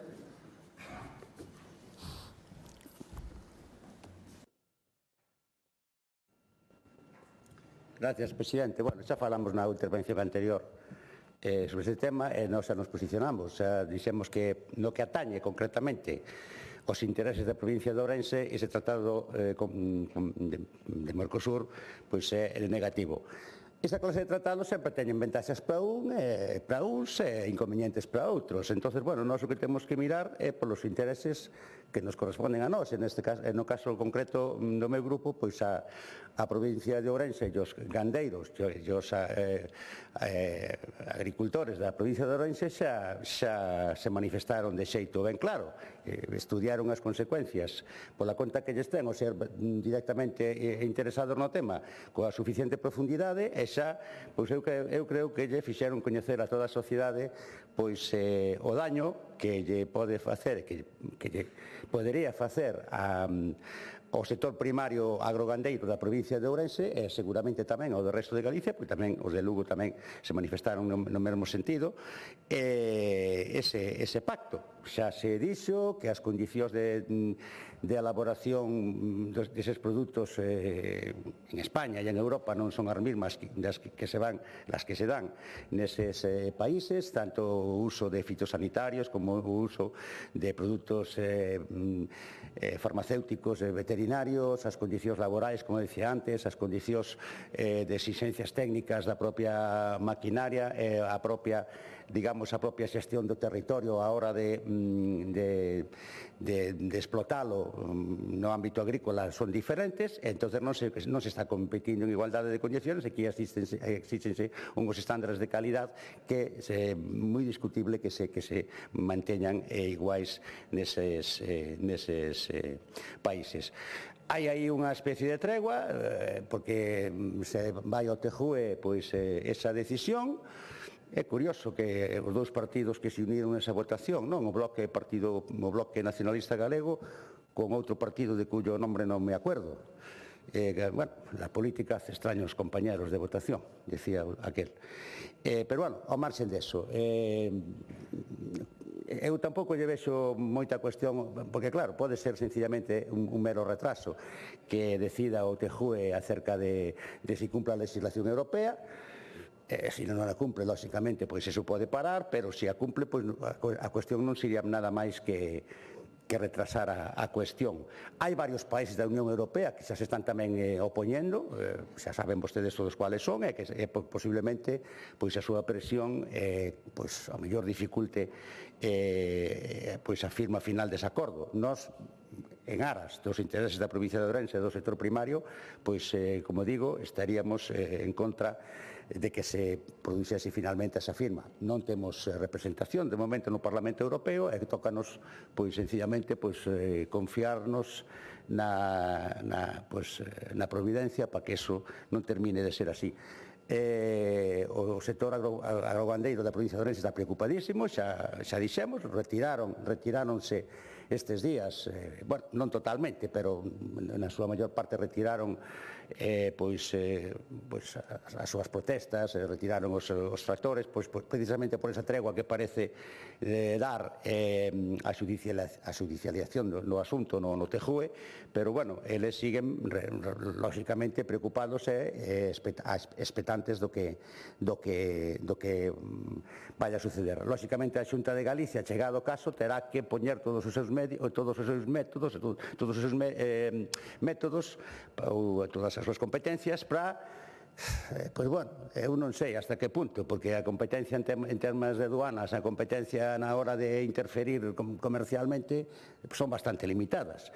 Pero, bueno, pois as que parece que ser que está anunciando o señor Rueda, se non pode facer outras máis que esas, pois benvidas seas, pero o ideal sería que non se chegase a firmar ni siquiera ese pacto. E tamén, como decía ao principio, pois esta clase de pactos comerciais están tendo últimamente outras derivadas, consecuencia da situación internacional que está utilizando esta clase de intervencionismo comercial internacional con outros fins. Nada máis, gracias. Gracias. Grupo Parlamentario Socialista, señora Méndez.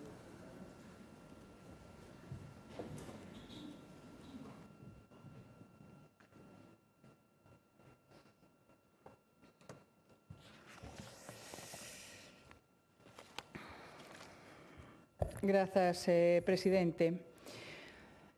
Para o Partido Socialista, o acordo supón unha oportunidade. Creo que se trata dun acordo de toda unha xeración que se leva anos traballando E que, ademais, en este momento, en esta situación xeopolítica que estamos a vivir, e as constantes amenazas trampistas cobran, si cabe, todavía máis importancia.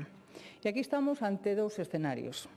O do Partido Popular, que, como sempre, ten dúas voces, a de Europa que di sí, sin paliativos, e a de Galicia que é un sí, pero non de cara aos gandeiros para buscar o oportunismo político que falaba e criticaba o BNG o da foto que se poñía na parte de atrás. Bueno, vostedes teñen menos complejos, eso tamén hai que dicilo. Non lle importa salir diante, pero que van con outro discurso distinto que o que manteñen en Europa. Señor Viso, podese reír e darlle a cabeza, pero é a realidade. En ese escenario están. E o BNG, pois que en este tema como en outros, de entrada e ou non, como xa fixo coas cotas lácteas, que hoxe, como xa fixo, digo, coas cotas lácteas, hoxe rexeita o que mañá poden aplaudir. E digo isto porque no ano 84 se implantaron en Galicia as cotas lácteas para controlar os excedentes, como ben sabemos todos, e o BNG vía as cotas lácteas como un obstáculo para o sector lácteo galego. Pero curioso que no ano 2015, ante a supresión das cotas, o BNG participaba en esas protestas ante a Eurocámara tras o fin das cotas lácteas. Por lo tanto, creo que isto non debe de estar de buscar o oportunismo político, senón creo que se trata de estar co sector. E a veces a política do BNG parece que está máis cómoda en esa postura de aislacionismo, no que está instalado, no que nos aílla do resto do mundo, de España, de Europa, do mundo en xeral. E instalado a veces en unha política de autosuficiencia que non é real, ademais, e que sabemos, porque Galicia xa viveu o que é vivir da autosuficiencia, e ademais veuse en moitas ocasións abocada á emigración. E compartimos, non é certo que todo cambio xera medos e incertidumes, e vaya por diante que entendemos e compartimos os medos e as incertezas que a priori poida xerar o acordo para o sector. Un acordo de libre mercado, de libre comercio entre 27 países integrantes da Unión Europea, os que conforman Mercosur, Argentina, Brasil, Paraguai e Uruguai. Isto crea un bloque comercial político dos máis importantes do mundo. E creo que en este momento de contexto e de tensión internacional, forte tensión, marcadas polas políticas agresivas de China e de Rusia, e polo retorno tamén do proteccionismo e das guerras arancelarias do señor Trump, a resposta europea non pode ser o peche, senón que ten que ser máis acordo, máis diálogo, máis reglas compartidas, que acheguen certeza, estabilidade e novas oportunidades para as empresas europeas, para as galegas tamén. Dende Galicia, este acordo creo que ten un valor especial porque reforza tamén eses vínculos históricos, culturais, humanos que temos con América Latina, que, por certo, donde todos os grupos representados en esta Cámara se viaxaron en algunha ocasión a reforzar eses lazos, incluída tamén a señora Pontón.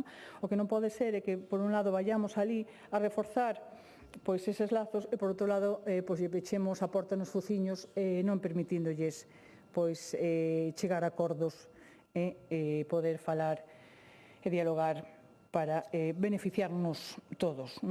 Creo que esa relación forma parte tamén da nosa propia historia. Dende o Partido Socialista defendeuse e acordouse rebaixar ata o 5% os límites para activar as cláusulas de salvagarda relevante para Galicia. O acordo comercial abre un novo escenario para o sector gandeiro que debe ser abordado dende a responsabilidade, a firmeza e o rigor. E aquí temos tres escenarios. Por un lado, as importacións. E o principal risco non está tanto no volumen das importacións, senón na calidade das mesmas. As importacións previstas están limitadas polos contingentes arancelarios e, además, permite contextualizar o alcance real das importacións, que representa o 1,5% de carne de vacún, o 1,3% de carne do sector das aves, e apenas o 0,1% da carne de porcino de produción comunitaria. E creo que as cifras deixan claro que o problema non é cuantitativo, sino que se trata dun problema cualitativo e da propia xestión de acordo. Daí a importancia de activar as medidas de salvagarda para non provocar distorsións no mercado vía presión a baixa dos precios marxinais dos produtos agrarios, da xestión estricta e transparente das cotas de importación, de controis efectivos en fronteira e correspondencia real cos estándares europeos tanto no ámbito sanitario como no ámbito ambiental como no ámbito de benestar animal. Outra situación que se dá é a alta dependencia estructural que temos de importacións para a alimentación do gando galego. Esta é unha realidade. Galicia depende ao 100% das importacións para alimentar o porcino e as aves. Máis do 40% para o vacún de leite e en torno ao redor do 26% se falamos de vacún de carne. Polo que precisamos das importacións para poder alimentar o noso gando. Se nos vamos a unha cuestión de autoconsumo, non teríamos capacidade de alimentar o noso gando e non podemos alimentalo de pasta ou de arroz. Bueno, tampouco os producimos, tampouco poderíamos alimentalos. De millo, que veñen de outros lugares, entre outras, se coñecía tamén e se denominaba a procedencia de Ucrania, e se denominaba como a despensa europea, que antes do conflito, que tamén hai que recoñecer o conflito e as víctimas en Ucrania, supoña un 40% desta aportación. E despois un tercer escenario, que é reforzar a demanda interna como piar de estabilidade do sector, fomentando o produto de proximidade, apostando pola diferenciación, calidade, orixe, trazabilidade, sustentabilidade, e aí, evidentemente, a Xunta ten moito que xogar dentro das súas competencias, ten moito que decir e ten moito que facer, porque, como digo, teñen competencias. Unha delas é esa defensa sin fisuras e sin paliativos no marco financiero plurianual da PAC en Bruselas e non contar aquí unha cousa en Bruselas outra. E pola contra vemos como o Partido Popular se poñe de perfil na defensa deste novo marco financiero en Europa, mentras que aquí lles contan contos que non contas aos gandeiros. No que vemos como en Bruselas, xa digo, votan a favor dun acordo e aquí fan outra cousa que xogar o gato e ratón cos gandeiros cando se manifestan lexitimamente, evidentemente, como decía, entendemos a súa preocupación. O que hai que trasladar é a importancia deste acordo, os beneficios que pode ter este acordo e, sobre todo, o que temos que garantizar é o cumprimento estricto deste acordo. Nada máis e moitas grazas. Gracias.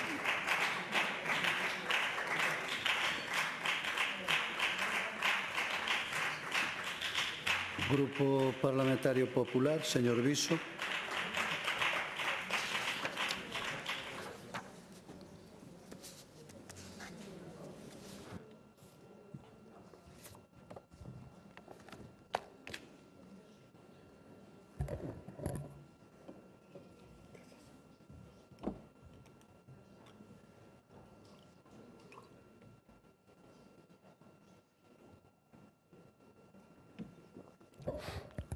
Gracias, presidente.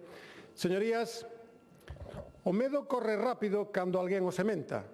Abonda un titular inflamado, unha mensaxe calculada ou un discurso pensado para facer ruído máis que para facer futuro. E cando quen vive da terra escoita que todo está en perigo, é normal que a incerteza cale. Por iso, hoxe non vimos a falar só dunha iniciativa parlamentaria, vimos a falar de algo máis serio. Porque o que se nos trae aquí non é unha solución para o sector primario galego, é un relato. Un relato construído para facer crer que uns están co campo e outros non. E iso, señorías, é faltar ao respeto a miles de gandeiros e agricultores que non viven de relatos, viven do seu traballo. Por lo tanto, hoxe o BNG O BNG intenta instalar unha idea moi perigosa, que quen non apoia esta iniciativa está en contra do sector primario galego. E iso simplemente é mentira. Porque vender solucións máxicas é a maneira máis rápida de enganar a quen xa vive con incertezas. Porque ningunha votación aquí vai protexer o mercado se o Goberno de España, que é o interlocutor, non o protexe. O que si fai esta iniciativa é xerar un clima de medo útil políticamente, pero inútil para quen vive da terra. E aquí hai que dicilo claro, desde a oposición pódese facer ruído, por suposto, é facer teatro. E vostedes, se algo saben, é facer moito ruído e pouca verdade. O BNG presume de ser o partido rural, pese a que non protexeron aos gandeiros contra o lobo. Votaron contra flexibilizar a PAC e impulsan un ecoloxismo radical. Iso, señorías, non é defender o rural, é castigar a quen produce e poñer en risgo a miles de familias. Estar co sector é mobilizar recursos, acompañar, pagar axudas, reforzar servizos, apoiar investimentos, defender mercados e sentarse coas organizacións cando hai problemas. Por certo, para todo isto tamén fai falta orzamentos, e a Xunta de Galicia este goberno os ten. A Xunta leva anos demostrando con feitos ese compromiso, con millóns de euros destinados cada ano ao sector primario, con plans de modernización, con apoio á incorporación de xente nova, sanidade animal, con apoio aos produtos de calidade, con promoción e con diálogo permanente co campo. O demais é querer gañar un relato que non construe futuro. Pero hai algo máis grave aínda. O BNG fala aquí con moita épica, pero non ten a mesma valentía para falar onde realmente se decide. Porque os acordos comerciais non se deciden en Galicia, decídense en Europa, con gobernos estantais, como falábamos antes, sentados á mesa. E mentres aquí votan discursos, en Madrid sosteñen gobernos. E que tipo de gobernos? Aquí asitan o medo, alí gárdase silencio. Señorías, iso non é defender Galicia, iso é facer política de escaparate. Moita palabra aquí, pouca presión onde importa. Iso é nacionalismo de escaparate disfrazado de preocupación pola terra. E sei isto con certeza porque vivimos aquí e vivimos na pasada comisión, na comisión sétima, nos que nós non fomos a bloquear, nos fomos a construir. Propuxemos emendas e mesmo unha transaccional para chegar a un texto común que servise de verdade ao sector. Pero vostedes non querían acordo, o que querían era escenario. Non querían protexer o campo, querían protexer a súa mensaxe. E cando hai que escoller entre sumar para Galicia ou gañar o relato, vostedes xa deixaron claro o que prefiren. A primeira verdade que vostedes non contan é que este acordo comercial internacional decídese en Europa, 27 estados, gobernos nacionais que son quen negocia, pactan e responden. Insisto, aquí fan relatos, en Madrid sosteñen gobernos. E, señorías, iso é usar o sector, non protexelo. Tamén están vostedes enganando o sector coa votación europea. Fixeron creer que era un freo protector, cando que se aprobou foi atrasar un debate político con un informe xurídico, que non baixa custos nin sobe precios, nin activa unha sola salvagarda. Ao contrario, co seu voto abren a porta a unha aplicación provisional sin negociación. Algúns preferiron aliñarse cos extremos antes de que garantir seguridade xurídica e protección efectiva. E, mentres tanto, o sector galego queda atrapado nun relato que crea ansiedade, pero que non crea garantías. Nesta liña, a Xunta solicitará ao Goberno Central e á Comisión Europea que non activen de xeito provisional o acordo mentre non queden blindadas as garantías para agricultores e gandeiros do regulamento de salvagardas, tal e como anunciou o presidente Rueda.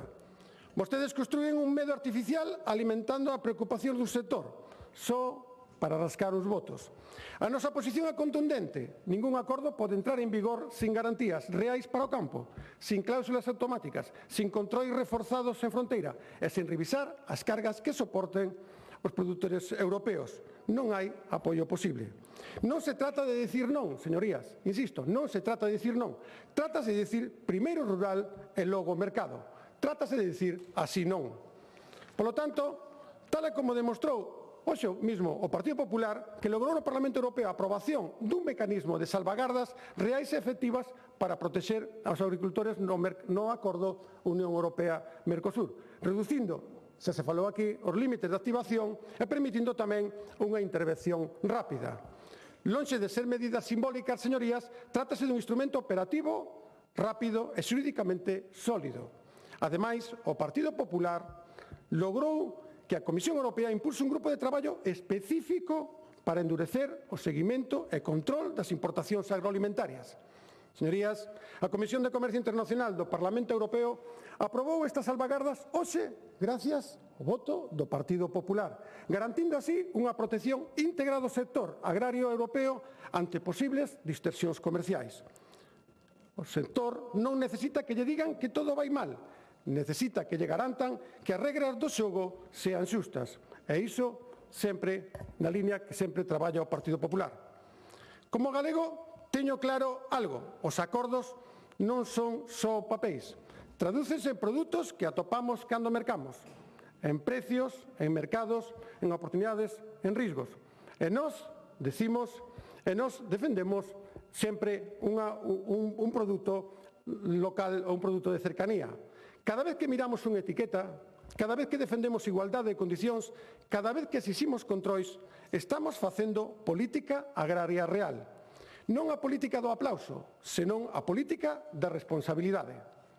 Mire, señorías, e vou rematando, presidente, hai dúas formas de achegarse ao rural. Unha é escoitar, acompañar, negociar, exixir condicións xustas e traballar sen focos.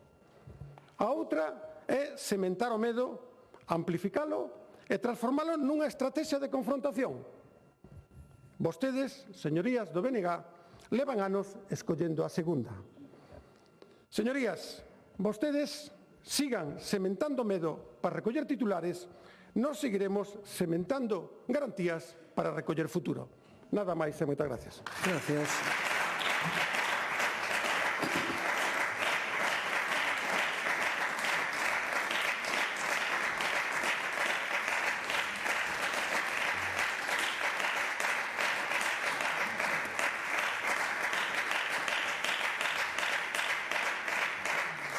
Grupo autor da proposición non de lei, señor Fernández Fernández.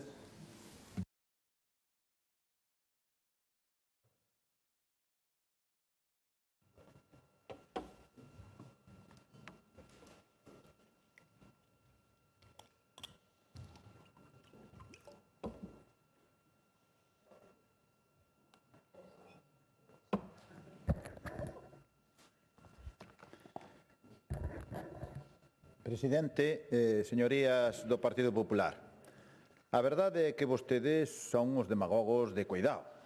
Estes días, moitos dos que están aí sentados nesta bancada, cargos diversos da Xunta, alcaldes e concelleiros do Partido Popular, estiveron nas mobilizacións dos gandeiros, como acaban de dicir.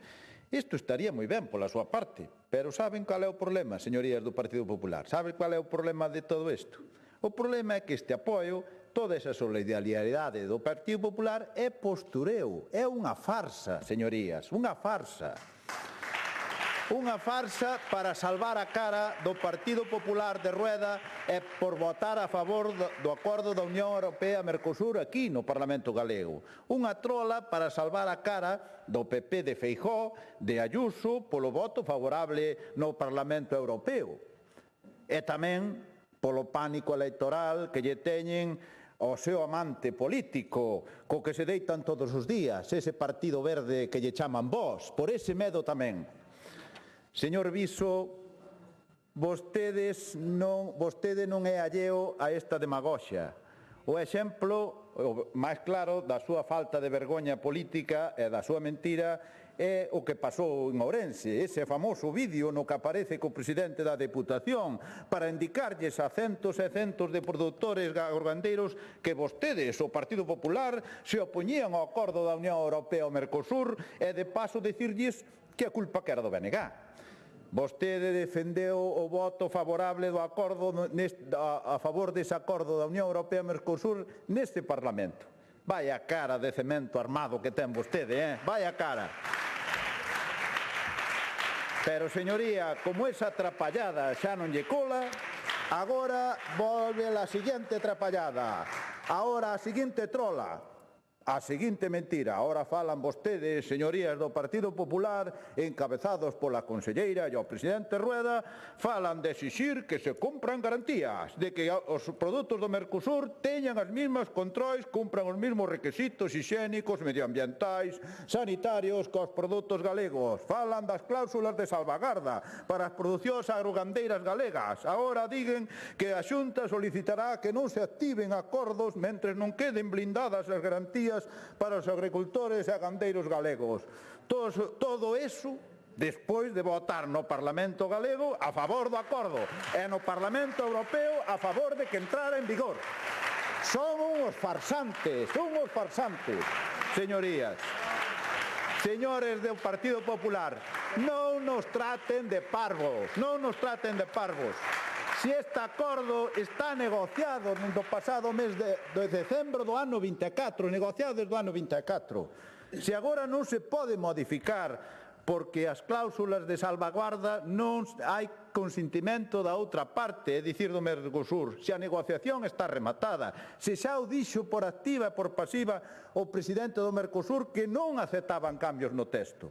O único que vale é votar en contra deste acordo desastroso para o rural galego.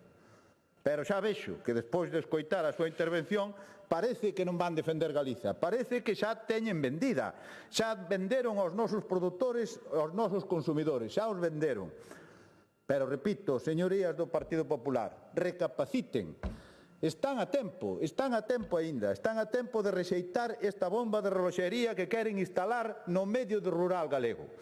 Hai tempo, é que aquí poden apoiar esta iniciativa do BNG. Poden seguir apoiando as iniciativas contrarias á Unión Europea e Mercosur deste tratado ali onde se presenten. E, por suposto, no Parlamento Europeo, que é onde se ten que ratificar nos próximos meses.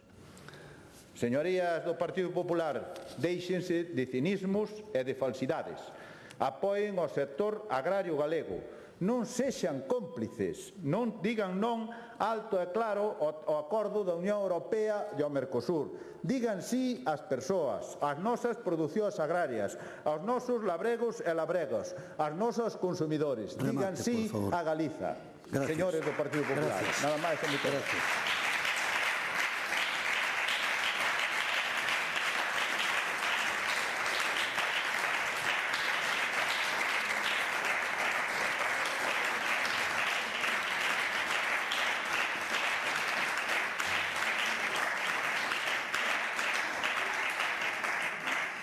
Pasamos ao debate do texto legislativo, que é o debate e votación do ditame elaborado pola Comisión Segunda, Ordenación Territorial, Obras Públicas, Medio Ambiente e Servicios sobre o proxecto de Lei do Clima de Galicia. Mantéñense as emendas do Grupo Parlamentario Socialista e do Grupo Parlamentario do Bloque Nacionalista Galego e para a presentación do ditame da Comisión ten a palabra a Presidenta da Comisión Segunda, Ordenación Territorial, Obras Públicas, Medio Ambiente e Servicios, a señora Pomar Tojo.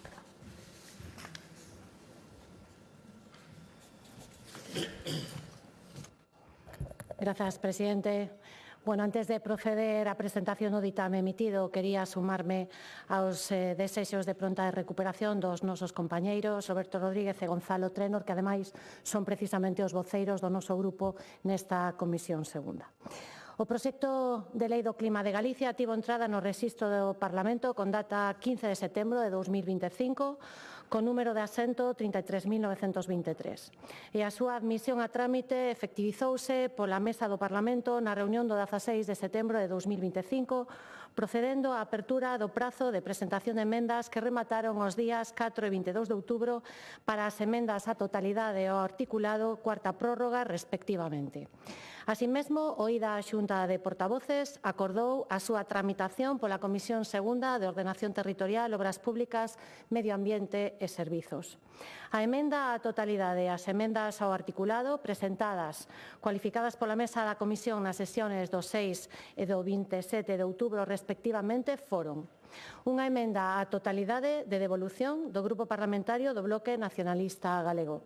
123 emendas ao articulado, 56 delas do Grupo Parlamentario do Bloque Nacionalista Galego e 62 delas do Grupo Parlamentario Socialista de Galicia e 5 do Grupo Parlamentario Popular de Galicia.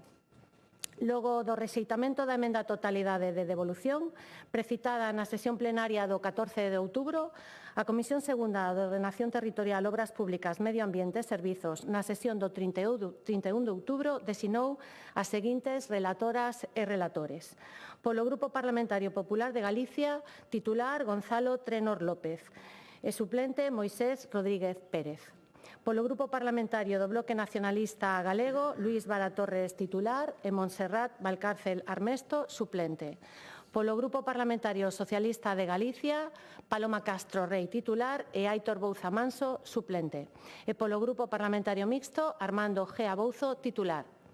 A sesión constitutiva da ponencia tivo lugar o 31 de outubro de 2025 coa miña presenza en calidade de presidenta da Comisión Segunda de Ordenación Territorial, Obras Públicas, Medio Ambiente e Servizos e coa asistencia da ponente e dos ponentes titulares. Nas 5 seguintes reunións, os días 5, 10, 14, 19 e 26 de novembro, estudaron as propostas de aceptación de emendas e de transaccións e, por último, na derradeira reunión, o 2 de decembro, concluíron o informe da ponencia coas recomendacións definitivas desta ponencia.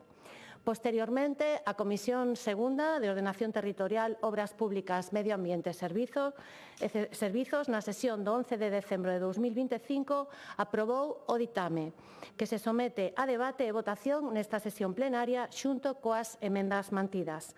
Compre, pois, rematar hoxe a tramitación deste procedimento legislativo co seu debate e, se é o caso, coa aprobación do proxecto de lei do clima de Galicia. Moitas grazas. Gracias. Comezamos, polo tanto, o debate. Grupo Parlamentario Mixto. Gracias. Grupo Parlamentario Socialista, señora Castro.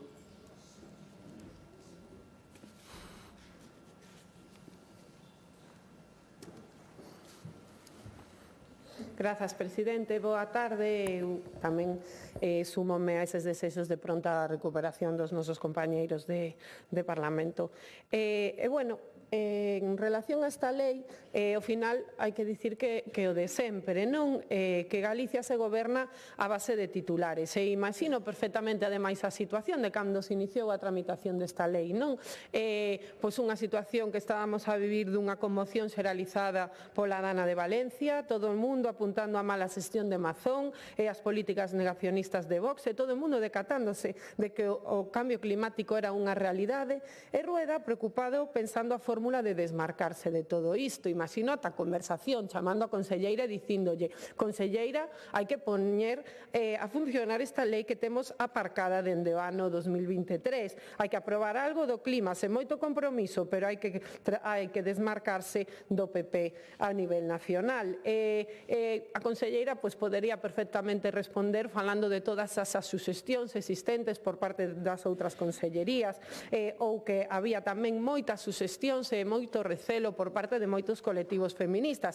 Pero, bueno, da igual. O importante é sacar unha lei adiante cun titular importante. E así estamos, unha tramitación onde non se aceptou, ademais, prácticamente ningunha emenda dos outros grupos, donde traen aquí vostedes o debate definitivo. Un debate definitivo que perfectamente terán xa planeado a to titular, con moito Galicia verde, refuxo climático, e tiramos para adiante cunha lei que fala outra vez do clima sin ningún tipo de compromiso real. E hoxe, debatemos esta lei do clima sobre algo que é certo que necesita unha regulación, a loita contra o cambio climático, porque isto non só podemos velo como unha obriga estatal ou global, senón unha responsabilidade tamén dos diferentes territorios, e tamén deberíamos verlo como unha oportunidade para construir un modelo de desenvolvemento máis xusto, sostible e resiliente para o presente e o futuro das nosas xeracións. Estamos a falar dunha crise que non só afecta ao clima, senón a nosa forma de vida humana a nivel de equilibrio ecolóxico, biodiversidade, ciclos naturais. Polo tanto, é necesario regularlo. Tamén é necesario cumprir as prescripcións da Unión Europea, do Pacto Verde e dese paquete legislativo Fit for 55 que pon esos compromisos a 2030 e a 2040 de cero emisións. Unha lei autonómica que podería ser clave para o desenvolvemento do territorio galego, porque é nos territorios onde se xestiona a enerxía, o transporte, o urbanismo como os montes ou a adaptación aos riscos climáticos, pero que sen obxectivos globais e concretos pois queda en papel mollado. Outras comunidades autónomas xa teñen esta regulación, pero aquí lamentablemente volvemos a caer nunha oportunidade perdida. Os socialistas iniciamos o debate parlamentario desta lei sen presentar unha emenda á totalidade. Considerábamos que Galicia sí precisaba unha norma con forza legal que orientara as políticas públicas cara á neutralidade climática, a protección ambiental e a transición ecolóxica xusta, e manifestando a nosa vontade propositiva de enriquecer este texto, xa que notábamos moitas carencias. Por qué? Pois porque pensamos que un tema como este ten que ser algo no que debe existir un consenso. Ao final estamos a xogarnos, como dicía, o futuro do noso territorio. Por iso, manifestando que, aínda que percibíamos carencias, pois íamos a contribuir mellorando o texto. Así o fixemos con 60 emendas presentadas polo noso grupo, que nos aceptaron unha e dúas transaccións. Pero non fomos nós únicamente os que presentamos suxestións e emendas a este texto, senón que tamén os fixeron os técnicos das outras consellerías, que foron consultados en moitas asociacións ecoloxistas de reconocido prestixio tanto a nivel no noso país como fora. Así, dentro dos técnicos da Consellería, a Consellería de Igualdade alegou e tirou das orellas esta lei pola falta de transversalización da perspectiva de xénero ou a necesidade de incluir unha composición equilibrada de mulleres e homes nos órganos de dirección en materia ambiental, ou as múltiples correccións que planteou para eliminar unha linguaxe sexista presente en toda a lei. A Consellería de Industria foi a que, sen dúbida, máis cuestións planteou, aspectos tan importantes como dicir que abundaban os conceptos xenéricos e a necesidade de concretar, ou a invasión de competencias da súa Consellería, ou tamén a ausencia na lei dunha mención importante como son os ecosistemas forestais, a pesar da relevancia como recurso económico, social e medioambiental, a súa vulnerabilidade ao cambio climático e a súa adaptación e mitigación. Por outra banda, tamén alegaba esta Consellería de Industria a imposibilidade de cumprir o relativo ás clauses climáticas e dicía que, para a contratación pública, refírome, e dicía que, segundo os técnicos, decía que era moi difícil coordinar coas cláusulas xa existentes en materia medioambiental, responsabilidade social, salarios ou igualdade. Hai moitas alegacións tamén de outras consellerías que non me podería parar agora polo minudo por falta de técnico, como as de Medio Ambiente en relación aos recursos hídricos, as dos técnicos de vivenda en relación aos informes preceptivos que se exixen e moitas outras. Pero tamén, como dicía, de asociacións ecoloxistas de relevancia internacional e a nivel de relevantes neste país. Tamén fixeron múltiples alegacións que non foron contempladas, como non. Para citar así algunha relevante, pois as suxestións relativas a múltiple regulación autonómica que quedou obsoleta e que dicía que habería que facer unha fiscalización e adaptar toda a normativa climática aos obxectivos actuais, ou en concreto en relación a esta lei que se debería facer unha planificación enerxética real, como se está a facer en outros territorios. Outras leis autonómicas sí que contemplan esta pata que é a transición enerxética, que non se concibe que non exista nunha lei do clima. Tamén falaban da excesiva burocratización das comunidades enerxéticas ou a necesidade de contemplar o arborado como recurso de loita contra o cambio climático, ou a crítica a escasa asunción de compromisos prevista nesta lei. Como ve, señora conselleira, coinciden as críticas. Nós, pola nosa banda, dende o PSDG, presentamos 60 emendas, no seguinte sentido. Nunha banda, en relación á exposición de motivos, dicíamos que era necesario ampliar a concienciación ambiental fixando obxectivos e compromisos estables, así como necesariamente que a Xunta colabore económicamente cos concellos para conseguir estes obxectivos, ou falar de descarbonización, ou incluir a fiscalización ambiental, que nunha total incongruencia nos aceptaron esta emenda na exposición de motivos, pero despois, cando se desenvolve no articulado, non. Polo tanto, iso evidencia como unha lei de titular, non? E despois, tamén emendas relacionadas á necesidade de coordinar as administracións galegas para impulsar unha verdadeira transformación enerxética. As nosas propostas buscaban dotar a lei de contido real, e para dotala de contido real é necesario empezar por directrices claras de transición enerxética, con obxectivos vinculantes de eficiencia enerxética e impulso ás enerxías renovables, algo tan básico en Galicia, unha comunidade rica en recursos, pero moi dependente aún dos combustibles fósiles. Defendíamos fixar metas concretas para o desenvolvemento de renovables, de autoconsumo, as comunidades enerxéticas, as microredes, garantindo ao mesmo tempo tempo unha ordenación territorial xusta, participación local, integración paisaxística e beneficios reais para os territorios afectados. Fronte a iso, o PP optou por unha lei sen planificación enerxética nin criterios claros. Tamén propoñíamos que a Administración galega dera exemplo cun calendario de abandono dos combustibles fósiles nos edificios públicos, na contratación enerxética e tamén nas infraestructuras, así como un impulso decidido a renovables de proximidade na edificación, na rehabilitación enerxética, especialmente nos barrios máis vulnerables. A transición enerxética que defendemos non era só tecnolóxica, sino tamén socialmente xusta, coa participación ciudadana como as comunidades enerxéticas, creación de emprego local e apoio ás persoas e factores máis afectados. Pero todo iso foi rexeitado. As emendas tamén incluían a descarbonización da industria, do comercio, do turismo, do sector primario do transporte, nuns obxectivos claros e impulsando a mobilidade sostible, electrificación e reducción de emisións. Apostamos por unha economía circular, por a protección do patrimonio natural como sumidoiros de carbono, por integrar o clima no urbanismo, na ordenación do territorio e nas infraestructuras públicas. En definitiva, señora conselleira, o que proponíamos era convertir a Lei do Clima nunha ferramenta real de transformación do modelo enerxético produtivo de Galicia, cosa que con esta redacción non fai. Pero o PP decidiu falar de clima, pero non falar de enerxía, onde está o problema e tamén a solución.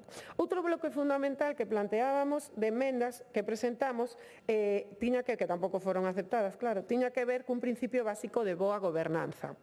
Non se pode aprobar unha lei do clima sin financiamento, ni cargar aos concellos con obrigas sen darlle recursos para cumprilas.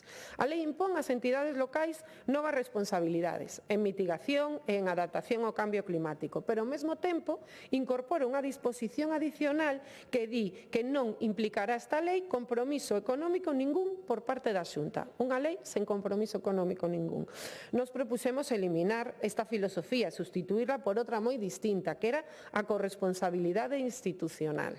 As nosas emendas reclamaban á Xunta que asumise o papel e garantizar un financiamento estable, suficiente e finalista para hacer posible esa acción climática local que se exixe na lei. Propuxemos que nos orzamentos anuais da comunidade autónoma se creara unha partida específica para políticas de cambio climático e transición xusta, nutrida tanto de fondos propios como de recursos europeos ou o Fondo Social para o Clima e de outros instrumentos tanto estatais como internacionais que se puderan implementar. Defendíamos tamén que a Xunta tivera unha obriga de regular un prazo concreto os criterios de xestión e distribución destes fondos para asegurar esa asignación xusta e eficiente e que se elaboraran directrices orzamentarias claras para facer realidade os obxectivos da lei. Mesmo incluíamos a fiscalidade ambiental como ferramenta para xestionar esa transición ecolóxica. Xunto a isto, insistimos en que a colaboración financiera cos concellos fose vinculante mediante liñas específicas de financiamento, convenios, subvencións, con criterios obxectivos de poboación, capacidade económica, vulnerabilidade, pero nada disto pareciulles ben a ustedes, señorías do Partido Popular, porque entendemos que debería haber liñas con criterios obxectivos porque non todos os concellos son iguais nin parten do mesmo punto. O PP rexeitou todas estas emendas e mantivo esa lei que traslada obrigas aos concellos pero lles nega os recursos necesarios, unha práctica habitual da Xunta, delegar competencias e responsabilidades en financiamento, provocando unha auténtica asfixia económica, especialmente nos concellos máis pequenos.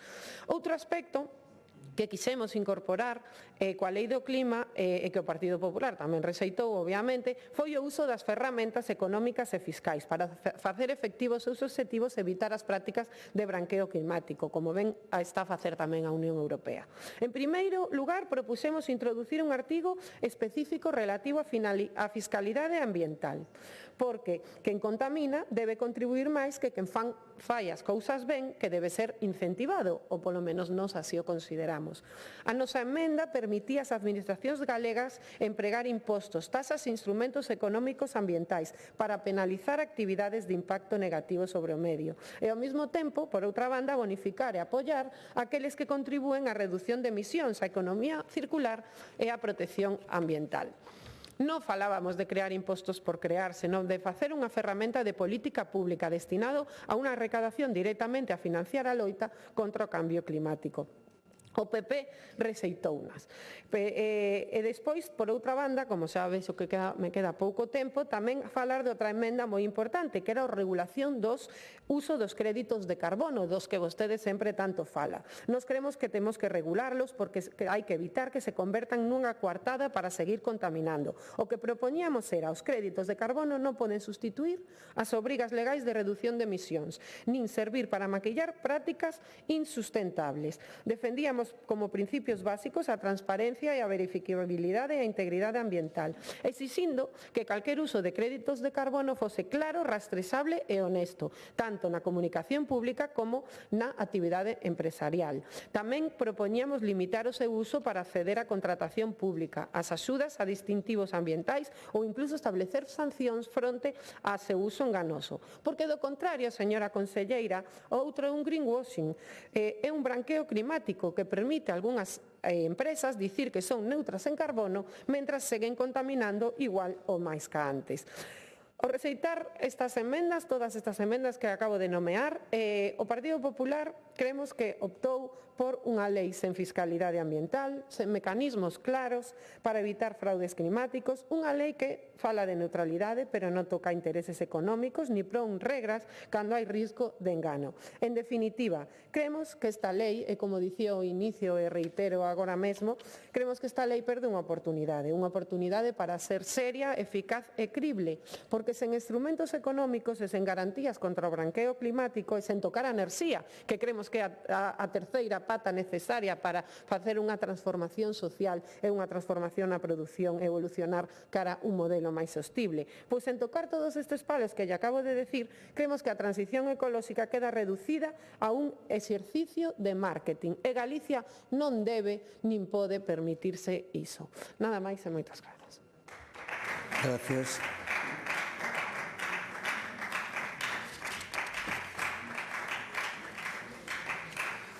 Grupo Parlamentario do Bloque Nacionalista Galego, señor Bará.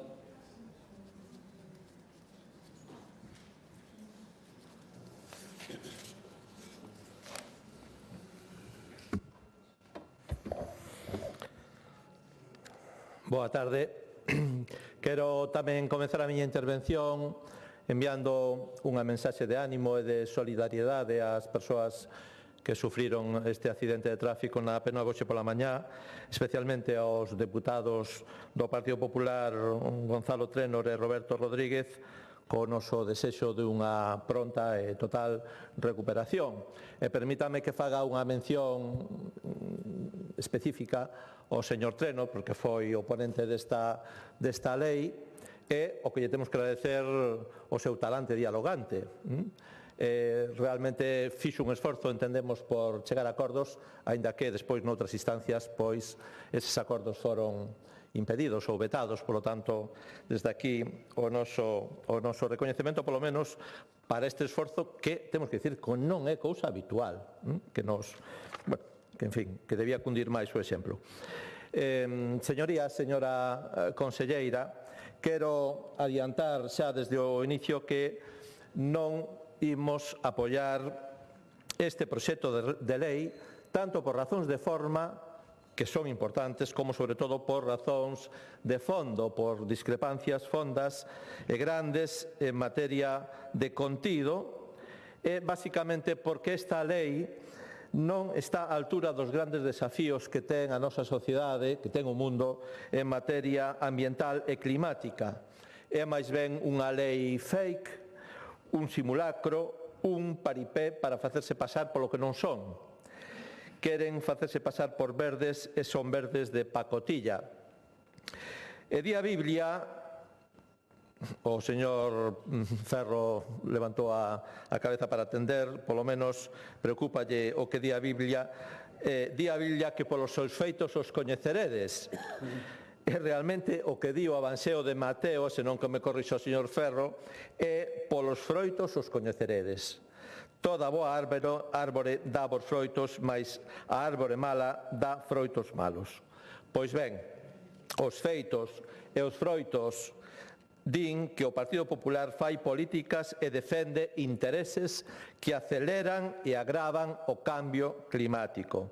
E podemos poñer exemplos de todos os sectores. Podemos falar da industria, do transporte, do sector residencial, dos servizos, do turismo, da biodiversidade, do sector primario, do sector forestal, dos residuos ou da ordenación do territorio. En todos estes ámbitos, o Partido Popular, a Xunta de Galiza, a súa consellería, señora conselleira, fai políticas que favorecen o cambio climático. Vostedes van na dirección contraria e, polo tanto, teñen credibilidade cero nesta materia, porque, ademais, a súa é unha consellería de Medio Ambiente e Cambio Climático, como dixemos moitas veces, que representa a irrelevancia tanto política como orzamentaria, e por iso é a segunda con menos orzamento de toda a Xunta de Galiza. A outra é a de Cultura e Lingua. Isto dá medida da importancia que lle dá o Goberno da Xunta do Partido Popular a estes dous grandes ámbitos que deberían ser centrais para a política dun país: a cultura, o idioma, o medio ambiente. As dúas últimas, señora conselleira, non hai que decir máis ao respecto. E, ademais, vostedes teñen unha visión absolutamente limitada do que é a crise bioclimática na que está inmerso o mundo, tamén o noso país. Unha visión limitada e unha visión interesada que se pode resumir nunha idea. Vostedes ven o clima como negocio. Interésalles o clima como negocio, como excusa para a especulación e os pelotazos, no que coinciden ademais coas grandes empresas especuladoras e tamén depredadoras que están aí agazapadas esperando que vostedes lles poñan a alfombra vermella, que é o que levan facendo todos estes anos. Esta lei chega ademais con moito retraso, e despois de que vostedes deixaran xa todo ben atado, e ben atado con todas esas reformas legais que foron aprobando nos últimos anos, das leis de depredación, pola porta de atrás, na lei de acompañamento, cambiando a regulación, cambiando o marco, creando inseguridade xurídica como estamos vendo día tras día. Vou explicar as razóns tanto de forma como de contido que xustifican que nós non avalemos e non apoyemos esta lei. Primeiro, irei coas formais, e a primeira ten que ver coa tramitación absolutamente irregular deste proxecto de lei. Porque realmente vostedes tramitaron dous proxectos de lei totalmente diferentes. Un primeiro, en xullo do ano 2023, que foi sometido a información pública, que tivo alegacións, esas alegacións tiráronos todos o caldeiro do lixo, literalmente, e vostedes, 2 anos despois, tramitaron unha lei completamente distinta que non foi sometida a ningún procedimento de información pública, vulnerando toda a normativa habida por haber. Señora conselleira, isto é o nunca visto. Eu levo participando na ponencia de multísimas leis e non vi nada semellante en todo este tempo. Estou convencido que sería motivo de nulidade, porque a única parte que tivo dereito a facer alegacións dese segundo proxecto de lei ou anteproxecto foi a propia Administración da Xunta de Galiza, que o coñecía. A estas alturas nós non o coñecemos, non está no expediente. Fíxase que grave é que esteamos tendo que debater un documento que non está no expediente, o anteproxecto que foi sometido a ese trámite de alegacións por parte dos departamentos da Xunta de Galiza. A segunda razón é que se tramitou, unha vez aprobado o proxecto de lei, ou antes de ser aprobado o proxecto de lei, polo Consello da Xunta, sen un informe do CES. A normativa di que o CES debe informar aqueles proxectos que teñen unha especial trascendencia económica e social para Galiza. Trascendencia económica e social para Galiza. A vostede parecelle que o cambio climático ten unha especial trascendencia económica e social para Galiza, señora conselleira? Está comprobado que non, porque vostedes avalaron que non tiña que ter o informe do CES cando hai materias, fíxese vostede, de especial trascendencia, como todas as que citei antes, que están detrás dos riscos, das ameazas e todos os problemas que comporta o cambio climático. E a terceira razón é que no expediente non hai memoria económica. Unha lei sen memoria económica. Non hai memoria económica porque vostedes resolven este trámite cun informe da Dirección Xeral de Orzamentos que di, literalmente, que esta norma non vai supor ningún incremento orzamentario. Pois tamén está todo dito. se fan unha nova lei, supostamente, para introducir novas medidas, impulsos, instrumentos para loitar contra o cambio climático, resulta que non ten ningún custo. Entón, é que non serve esta lei absolutamente para nada, porque vostedes van seguir facendo todo o que estaban facendo e só queren esta lei para avalar precisamente esas políticas erradas e fracasadas e fomentadoras do cambio climático que vostedes estiveron aplicando todo este tempo. E para iso non conten, desde logo, co BNG. Pero imos a razóns de contido polas que non estamos de acordo con este proxecto de lei. Primeiro, precisamente ten que ver con isto que dixen antes. Pretenden convalidar por esta vía as súas políticas pro cambio climático porque a Xunta de Galiza é unha grande factoría do cambio climático. A Xunta de Galiza, señora conselleira, encabezada polo seu departamento, é unha grande factoría que provoca cambio climático.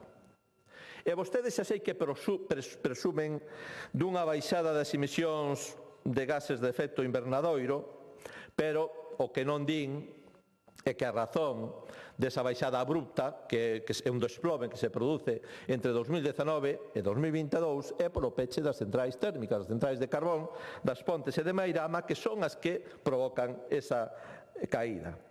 Porque resulta que ao mesmo tempo que se produce esa caída, aumentaron as emisións naqueles ámbitos que son competencia da Xunta. Resulta que aumentaron as emisións no ámbito da mobilidade e do transporte, nada máis e nada menos que máis do 60% desde o ano 1990, polo modelo de mobilidade de transportes que apoia o Goberno da Xunta do Partido Popular. Aumentaron as emisións no sector tamén residencial, da vivenda fundamentalmente, aumentaron as emisións no sector dos servizos e do turismo e aumentaron as emisións tamén no sector agrogandeiro. Polo tanto, teñen vostedes pouco do que presumir no que ten que ver coas súas responsabilidades e non aproveitarse daquilo que non é responsabilidade súa, como as baixadas derivadas do peche das centrais térmicas, as que vostedes se opuxeron. É dicir, que vostedes opuxeronse a esa medida, pois queren presumir da baixada das emisións. En fin, sen comentarios. Segunda importante razón de contido pola que non podemos apoiar este proxecto de lei, porque foi esa versión do ano 2025 que non está no expediente, que descoñecemos na súa totalidade, foi mutilada, foi empeorada, fundamentalmente pola guerra interna entre departamentos da Xunta. O expediente pon de manifesto unha guerra sen cuartel entre o seu departamento, que puxo no texto unha serie de instrumentos e de medidas, e a Secretaría Xeral de Industria, que llas botou abaixo. Pero non foron unha, nin dúas, nin tres, foron 20 ou máis medidas e propostas que lle botou abaixo o Departamento de Industria porque non estaba de acordo con esta norma, porque o que fixo foi eliminar todas as referencias ao ámbito enerxético. E a min gustaríame que me explique como se pode loitar eficazmente contra o cambio climático sen as medidas do ámbito enerxético. E, claro, porque despois presumen de transición enerxética, non sei que máis. Negocio, o business, iso é o que lles preocupa. Outra das mutilacións aplicoulla outro departamento da Xunta, a Dirección Xeral de Orzamentos, que fulminou, literalmente fulminou, unha das propostas máis, digamos, avanzadas que tiña este anteproxecto, que era cambiar o regime da actual Meteo Galicia, que realmente non ten ningún regime, é unha entelequia, para converterse nunha axencia pública. Iso estaba no texto e a Dirección Xeral de Orzamentos dixo fuera, porque isto supón incremento dos gastos. Claro, iso era unha medida avanzada, novidosa, transformadora, e vostedes mesmos votaron ya abaixo no outro lado do goberno. E o BNG presentou unha emenda precisamente neste sentido para recuperar, que xa o trouxemos aquí en numerosas ocasións, a idea de crear unha axencia pública galega para o clima e para a meteoroloxía, que permitiría resolver ese limbo legal no que está Meteo Galicia, que é un ente subcontratado a Traxa, que pon os medios, pon o edificio, pon a maior parte do persoal, e e por iso meteu Galicia, entre outras razóns, non pode emitir informes que teñan validez para facer unha alerta como a que tivemos estes días. É o mellor exemplo como con esta borrasca Joseph as alertas que valían eran as alertas de AEMET. E sabe por que pasa isto tamén? Porque vostedes vetaron unha, dúas e até tres veces a transferencia dos servizos meteorolóxicos que propuxo o BNG neste Parlamento e que o Partido Popular vetou e votou en contra porque vostedes non defenden o país. O proxecto de lei ten outras moitas carencias que o BNG intentou resolver mediante emendas que melloraban e ampliaban o alcance e a ambición da lei.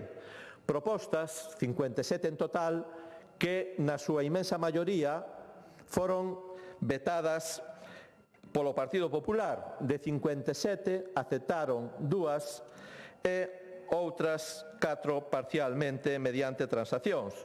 É dicir, que quedaron 51 polo camiño. E voulle explicar algunhas destas propostas para que vexan que non eran ningunha cousa do outro mundo, ningunha cousa absolutamente, digamos, que non fose razonable. E senón, dígame vostede, se lle parece unha cousa do outro mundo ou que non se pode aceptar a proposta de que se fagan periódicamente informes xerais e sectoriais sobre o impacto do cambio climático en Galiza e nos diversos sectores da nosa economía ou do noso territorio ou no ámbito das emerxencias. Sabe de cando é o último informe público que hai desta materia? Señora conselleira, do ano 2015. Levamos máis de 10 anos sen actualizar os informes nesta materia. Con esta lei nós queríamos que iso fora unha obrigación da Administración. Tamén propoñíamos instrumentos de gobernanza e participación, como, por exemplo, un comité científico para a acción polo clima. Que malo ten que haxa un comité de persoas expertas que asesore as institucións públicas nas medidas máis axeitadas para aplicar neste ámbito? A vostedes non lles pareceu que iso fose unha necesidade. Tamén propoñamos medidas para impedir que a Alianza Galega polo Clima se use como está facendo a Xunta, como a plataforma de greenwashing para esas grandes empresas como a ENCE, que vostedes lle deron un abrazo e meteron nesta alianza polo clima para blanquealas ou para verdealas. Propoñíamos tamén que fosen obrigatorias as auditorías enerxéticas das administracións públicas, pero como a enerxía non podía estar nesta lei, pois fora, tampouco valen. Propuxemos establecer compromisos anuais e plurianuais nas áreas estratégicas definidas na norma para que houvese tamén un seguimento, un control das actuacións que fai o Goberno galego nestes ámbitos. Propuxemos medidas concretas de contratación pública, por exemplo, de autoconsumo eléctrico, no ámbito da construción, na compra de vehículos, para comprar vehículos libres de emisións, ou nos comedores públicos. Propuxemos, como dixen antes, a creación dunha Axencia Galega para o Clima e Meteoroloxía, que foi vetada polo Partido Popular. Propuxemos instrumentos fiscais, como hai en todas as leis, en todas, e como incluso recomenda a Unión Europea para loitar contra o cambio climático mediante o que se chama fiscalidade verde. Incluso rebaixamos a proposta propoñendo un estudo nesta materia que vostedes tamén vetaron e boicotearon. Propuxemos recuperar un título que estaba no texto inicial sobre inspección e réxime sancionador ou unha disposición sobre emerxencias e cambio climático, pero vostedes votaron en contra de todas estas medidas. Para rematar, señorías do Partido Popular, señora conselleira, o BNG, como dixen, non vai avalar este proxecto de lei, porque, como decía Mateo, xa coñecemos os seus froitos e tamén os seus feitos, e porque, en vez dunha lei, é unha auténtica carcasa, é unha casca baleira que non pretende actuar de forma eficaz e integral contra o cambio climático, que quere é utilizar o cambio climático como pretexto para a especulación e para o negocio. E non conten para o BNG, non conten con iso para o BNG. Moitas grazas. Gracias.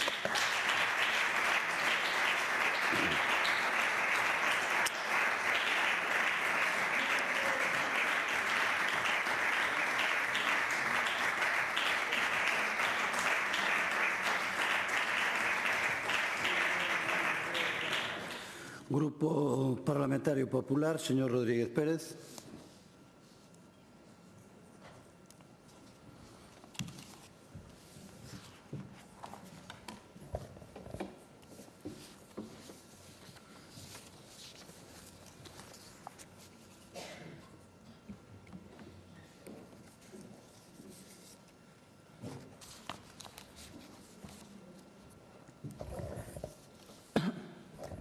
Moitas gracias, presidente. Señorías, señora conselleira, quero en primer lugar desexar unha pronta recuperación para os meus compañeros Gonzalo Trenor e Roberto Rodríguez, así como o resto das persoas implicadas no accidente de tráfico.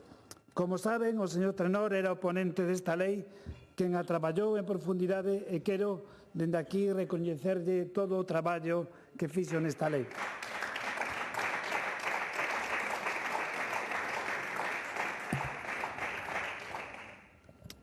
Vamos ao debate da lei. Eu creo que eu son o suplente da lei, pero creo que me parece que alín máis que algún que os dos titulares. Porque o PSOE dice oportunidade perdida. Oportunidade perdida foi a de vostedes de non colaborar e presentar cousas de copia e pega. Por outro lado, o señor Bará fala de Mateo. Para nós é San Mateo, hai diferencias. Pero a Biblia dice, vostede dice que polos feitos se coñecerán. Mire vostedes, ningún árbol malo pode dar froito bo. Ningún árbol bo pode dar froito malo. E vostedes, a verdade, que son un árbol bastante malo.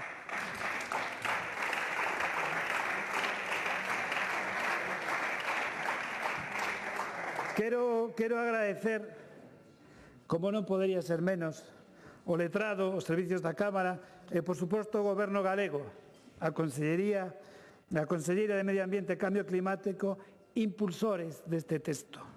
Me consta que esta lei viña cun traballo de detrás moi importante. Hubo un proceso de alegacións que puderon participar e consultas públicas que permitiu enriquecela. Eu entendo que tamén durante o trámite parlamentario resultou mellorada. Como dicía, Galicia sempre foi pionera nese ámbito. Cando aprobamos a estrategia de cambio climático, na cal se fixou por primeira vez o compromiso dunha Galicia climáticamente neutra. Os plans regionais integrados de acción climática que marcaron a folla de ruta e as medidas concretas para dotar cada 5 anos para cumprir os obxectivos da estrategia e os plans de accións locais polo clima, que a lei fixa como obrigatorios para concellos de máis de 20.000 habitantes, co fin de reforzar a nivel local as accións de mitigación e adaptación climática. E agora, como consecuencia lóxica de todo este traballo previo, dotámonos, gracias á Consellería, dunha nova lei do clima, que vai permitir combater con novos instrumentos o cambio climático, que nos vai permitir camiñar ca unha economía máis eficiente, que vai permitir que todos os nosos sectores productivos camiñen cara a descarbonización. Esta lei, señorías, non foi feita cunha ideoloxía partidista ou excluinte, senón que se intentou que toda a Cámara sentise realmente que esta é unha lei para todos os galegos e as galegas. Por iso, é unha lei moi participada, na que intentamos, créanme, aceptar emendas de todos os grupos, facendo tamén propostas de transacción. Pero lonxe do debate das emendas, o máis importante é que levamos entre todos a rango de lei o obxectivo da nosa comunidade de acadar a neutralidade climática no 2040. Farémolo, señoría, co seu apoio ou non. Farémolo 10 anos antes que o resto dos estados e de comunidades autónomas. Somos extremadamente ambiciosos, moi ambiciosos, porque con tan pouco marxe nos propoñamos este obxectivo. Fará que realmente acortemos casi nun 40% o tempo que se marcan o resto das comunidades autónomas e países para acadar ese mesmo obxectivo. Queremos, señorías, conseguir o equilibrio entre as emisións de efecto invernadoiro e as absorcións deste gas en 2040. En definitiva, Galicia será a primeira comunidade en fixar por lei o reto da neutralidade climática.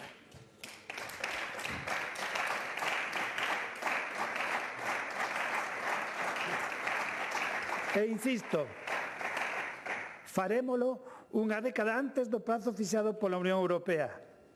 E se este reto parece moi ambicioso, que o é, tamén teño que dicir que é realista, porque Galicia demostrou, señora conselleira, que é capaz. Non esquezamos que Galicia xa foi a comunidade autónoma na que máis baixaron as emisións de CO2 dende 1990. Concretamente, un 61,7% en 2023, un ritmo 5 veces maior que o conxunto de España. Por outra banda, ademais, dende o punto de vista da adaptación ao cambio climático, a prioridade, señorías, será protexer a sociedade e a economía ante os riscos derivados deste fenómeno. Por iso, esta lei permitirá promover todas aquelas accións orientadas a preparar o territorio dos impactos ambientais e de eventos extremos ligados ao quecemento global, coa creación, por exemplo, de refuxios climáticos que reduzan a vulnerabilidade da poboación. Ante vagas de calor, o fomento de solucións baseadas na natureza. E farémolo, ademais, da man dos expertos e dos que máis saben. De feito, esta é unha lei que ten espírito colaborativo, novos órganos de asesoramento e participación e instrumentos de transparencia. Quero facer referencia á Oficina do Cambio Climático en Galicia como órgano técnico que ten natureza administrativa para a xestión e o fomento das políticas de mitigación, adaptación, comunicación de materia en cambio climático. Quero facer tamén referencia ao Foro de Acción Climática que se crea a través desta lei, porque vai a ser o máximo órgano colexiado de participación, asesoramento e consulta en materia de cambio climático que vai permitir que integremos o coñecemento da Administración, de todas as Administracións, que vai permitir tamén que as universidades podan participar nas estrategias, nas liñas que podan acercar todo o seu coñecemento ao propio foro. En definitiva, señorías, contar co apoio de organismos científicos, organizacións ambientais e tamén todas aquelas persoas e entidades que teñan como obxectivo a loita fronte ao cambio climático. Este texto legal consolida instrumentos que xa están en vigor, como a Rede Local polo Clima, para promover a adhesión de todos os concellos ao Pacto das Alcaldías polo Clima e a Enerxía. En definitiva, queremos facer partícipes das decisións que se tomen a toda a sociedade. Esa é a máxima dende que se fixo esta lei. Señorías, esta lei tamén pon deberes ás administracións. O primeiro, a propia Xunta. A lei introduce con carácter xeral a obriga do sector público autonómico de integrar a perspectiva climática, tanto dende o punto de vista de reducción de emisións como da adaptación aos efectos do quecemento global, na elaboración dos seus plans e programas sectoriais e na preparación de contratos públicos, nas convocatorias de subvencións, que toda acción de goberno teña un impacto nos obxectivos de neutralidade climática de Galicia. Queremos contar con mellores tecnoloxías e priorizar tamén na contratación a produción de proximidade, a de temporada, a produción con baixa pegada de carbono. En definitiva, Galicia quere dar exemplo a outras administracións e sentar as bases para regular na nosa comunidade o fenómeno como coñecido contratación pública verde. A Lei do Clima de Galicia quere avanzar cara a contratos que fomenten a eficiencia enerxética, a adquisición de produtos ecolóxicos e a organización de eventos sustentables, a promover a eficiencia enerxética na contratación pública mediante incorporación das previsións das directivas da Unión Europea en materia de contratación pública ecolóxica. En definitiva, búscase que os procesos de contratación pública que se rexan polos principios da propia lei e sirvan de exemplo nunha nova maneira de relacionar a actividade co ecosistema que se leva a cabo, o tempo que aboga por un modelo productivo e de consumo circular, baseado no reaproveitamento dos recursos. Vou rematando e quería facelo destacando unha emenda que presentamos, que é a de incorporar e definir cal é o que se entende por neutralidade tecnolóxica. Para acadar descarbonización, é fundamental que o marco xurídico non impida que usemos novas tecnoloxías que poidan surdir da digitalización, inteligencia artificial, novos materiais, novos procesos que son fundamentais. Esta lei non pode ser un corsé para iso e por iso nos creemos que a definición que fixemos tanto deste concepto que incorporamos como a introdución deste concepto nos criterios de contratación pública garante estes obxectivos. Esta lei, señorías, tamén pensa nas empresas, a eses que tanto vostedes demonizan, que deben ter rabo e cornos. Pero nós, desde a imposición, non dende a imposición, senón dende o incentivo. Sumar obxectivos neste obxectivo común da neutralidade climática e entendendo o sector empresarial non como un enemigo, senón como un aliado. De feito, no prazo dun ano da entrada en vigor da norma, se creará unha comisión entre departamentos da Xunta, elaborará un programa específico para implantar e desenvolver criterios climáticos nos contratos públicos e incentivos fiscais e axudas que favorezcan as empresas que colaboren nese obxectivo ou aposten pola neutralidade climática. En definitiva, vou pedir algo que non sei se acadarei ou conseguirei, pero hai que intentalo. Hoxe pido o voto favorable para unha lei moi ambiciosa.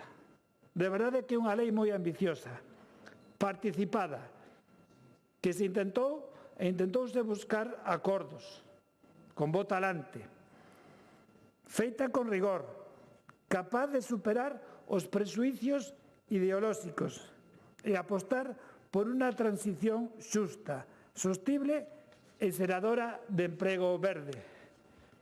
Señorías, fagamos un exercicio de responsabilidade, sumémonos todos a esta nova lei, fagamos posible entre todos a Lei do Clima de Galicia. Nada máis e moitas gracias. Moitas gracias.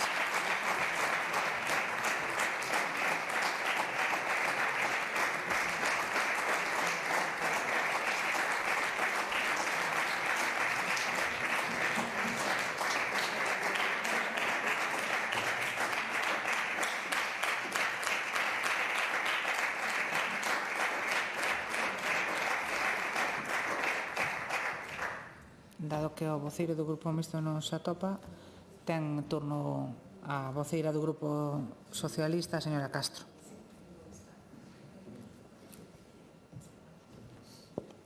Grazas, presidenta.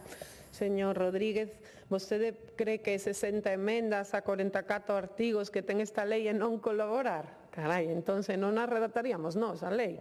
É que faltounos pouco, aínda que non nos estimaron nada.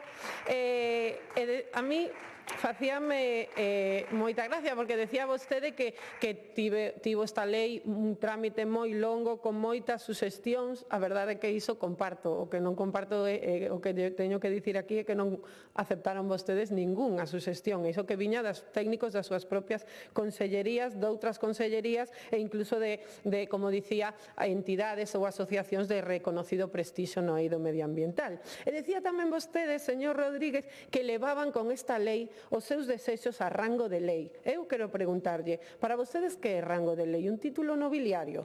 Porque, sen dotación orzamentaria, non van a cadar outra cousa que o postureo de decir que teñen unha lei.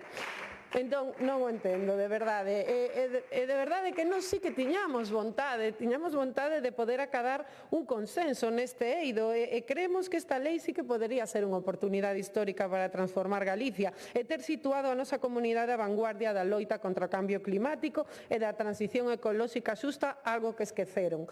Pero o Partido Popular decidiu outra cousa, aprobar unha lei chea de boas palabras e baleira de medidas reais novamente.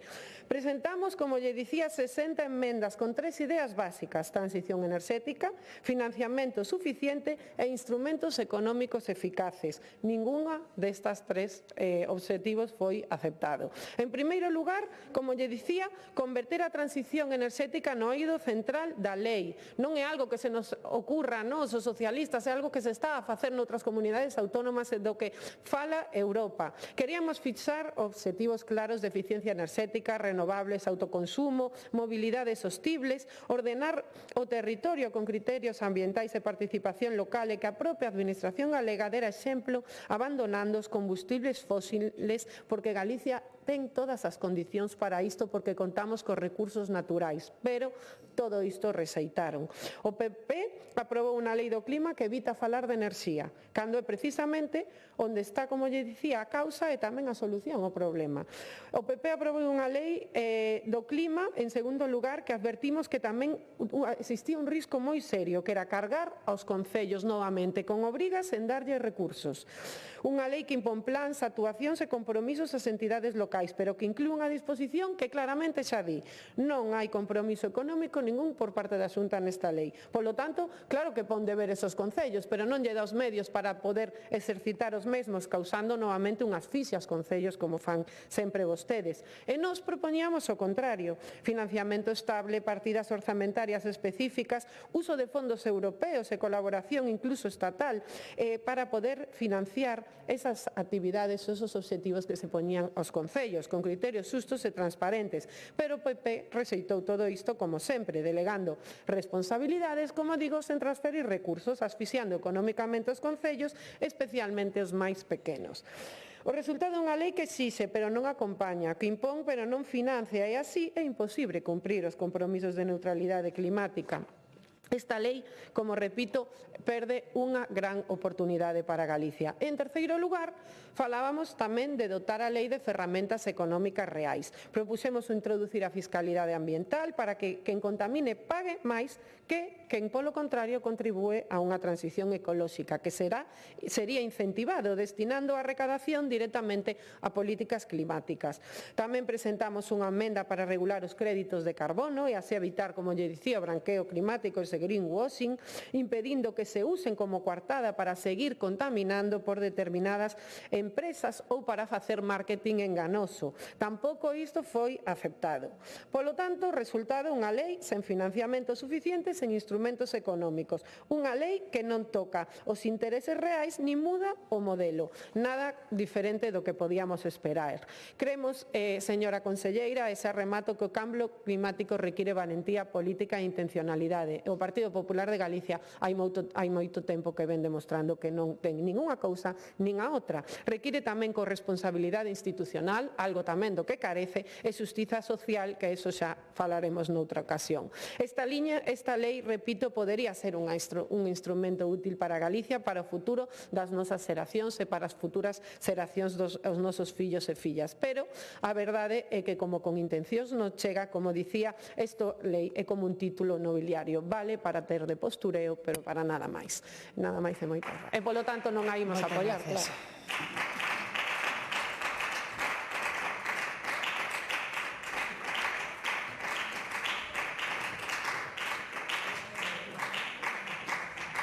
Quenda do Grupo Parlamentario do Bloque Nacionalista Galego, señor Bará.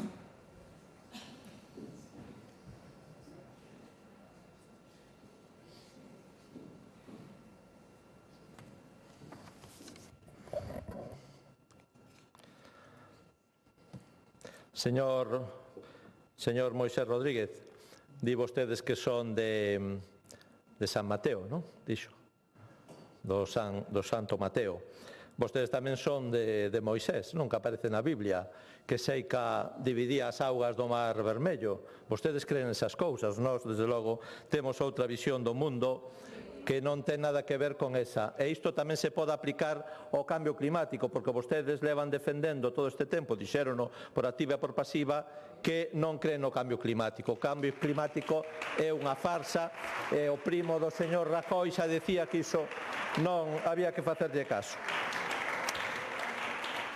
Miren, desde logo non imos apoiar esta lei, non imos avalar esas políticas que vostedes levan facendo pro cambio climático. Non imos avalar tampouco o disparate, porque é un auténtico disparate, de vender Galiza como refugio climático, que a señora conselleira e o señor Rueda foron pregoar en Fitur, non? Que é un auténtico disparate de banalizar un asunto que ten que ver, señora conselleira, pénseno ben, coa morte de miles de persoas, tamén no noso país, por ondas de calor, por fenómenos meteorolóxicos extremos, e que non se pode xogar con iso. É unha cousa moi seria. Non imos avalar tampouco a súa alianza polo clima, implícita nesta lei, a súa alianza coas empresas contaminantes, as que vostedes lles pagan o greenwashing, con esas fotos que fan e os abrazos que lle dan. Non imos avalar tampouco a súa alianza con ENCE, precisamente, que a meteron na Alianza Galega polo Clima. Non imos avalar a súa alianza con Altri, señora conselleira, con un memorándum de entendemento que lle recordamos unha vez máis que o manteñen no secreto, que vetan que sexa enviado ao Parlamento, como é o dereito desta Cámara coñecelo, que están ocultando, señora conselleira. Non imos tampouco avalar a súa alianza coa mega minería, que nada máis e nada menos que paralizou a Cámara Mineira, que vostedes patrocinan, a ampliación da rede Natura no ano 2012, señora conselleira. Esa é a realidade. Non imos avalar tampouco a Estrategia Galega do Cambio Climático e Enerxía, que agora xa non se chama de enerxía, só é do cambio climático, ou o Plan Regional Integrado de Enerxía e Clima, que xa tampouco se chama de enerxía, porque vai ser só de acción climática, porque lle mandou a Consellería de Industria que tiñan que quitar o de enerxía. Ademais, un plan operativo 2024-2030 que empezou a activarse no 2025, que realmente é absolutamente falto de rigor, de concreción, de credibilidade. Falan do investimento de 1.700 millóns de euros, e a min este orzamento que teñen vostedes no documento recórdame unha frase que decía o interventor xa xubilado do Concello de Pontevedra cando lle presentaba un orzamento así chapuceiro, non? Dicía que eran picos, palas e azadones, non? Pois o seu orzamento tamén deste plan operativo son picos, palas e azadones, porque, por exemplo, a maior partida, fíxense, son 633 millóns de euros, un terzo do total, para mobilidade e transporte, para descarbonizar o transporte, cousa que non fixeron en todos estes anos e van a facer agora. Credibilidade cero. Tamén poñen nese documento que van conseguir un parque inmobiliario de cero emisións ou unha Xunta de Galiza de cero emisións. Permítame que me ría, señora conselleira, porque isto non ten credibilidade ninguna, porque vostedes están facendo todo o contrario nestes anos de goberno. E, claro, agora anuncian para 2040 tamén o grande milagre de divisións das augas, de Galiza neutralidade climática, non? Con operacións contables. Largo me lo fiáis, señora conselleira, a ver quen está gobernando a partir das próximas eleccións e quen ten que velar polo cumprimento de todos os compromisos que debe asumir Galiza, que non están neste documento legal.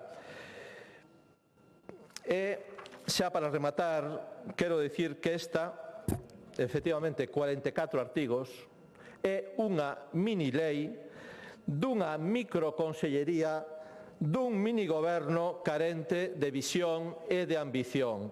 Esta é o que representa este texto. Dun PP que é perfectamente coherente no marketing e na maquillaxe verde, escaparatismo, como fan querendo pintar a chimenea de Altri de verde para camuflala, non? Que o avalaron tamén nos seus informes. Coherente coas súas prioridades, ser un goberno lacaio e servil.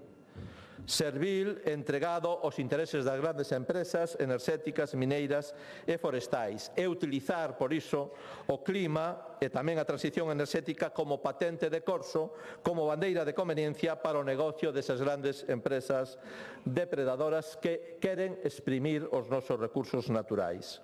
O BNG, desde logo, ten outro modelo. O noso modelo é poñer os recursos de Galiza ao servizo do país e da maioría social.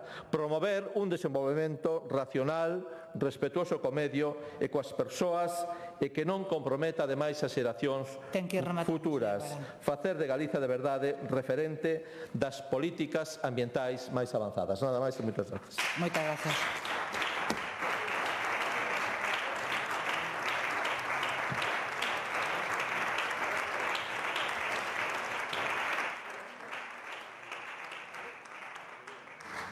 Quenda do Grupo Parlamentario Popular, señor Rodríguez.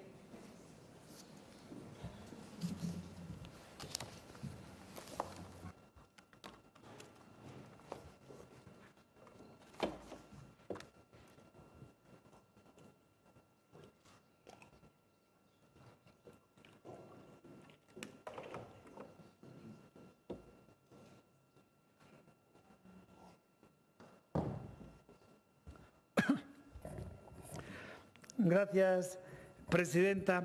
Señorías, eu non quería, pero teño. Señor Bará, vostede, que se ten unha edade igual que eu, debería repasar un pouco máis o Antigo Testamento, que o ten un pouco desfasado.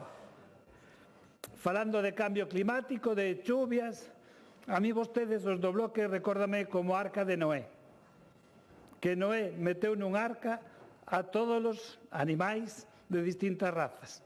Eso me parece a min, non digo que os do BNG sean animais, pero sí que no BNG hai moitos tipos de razas.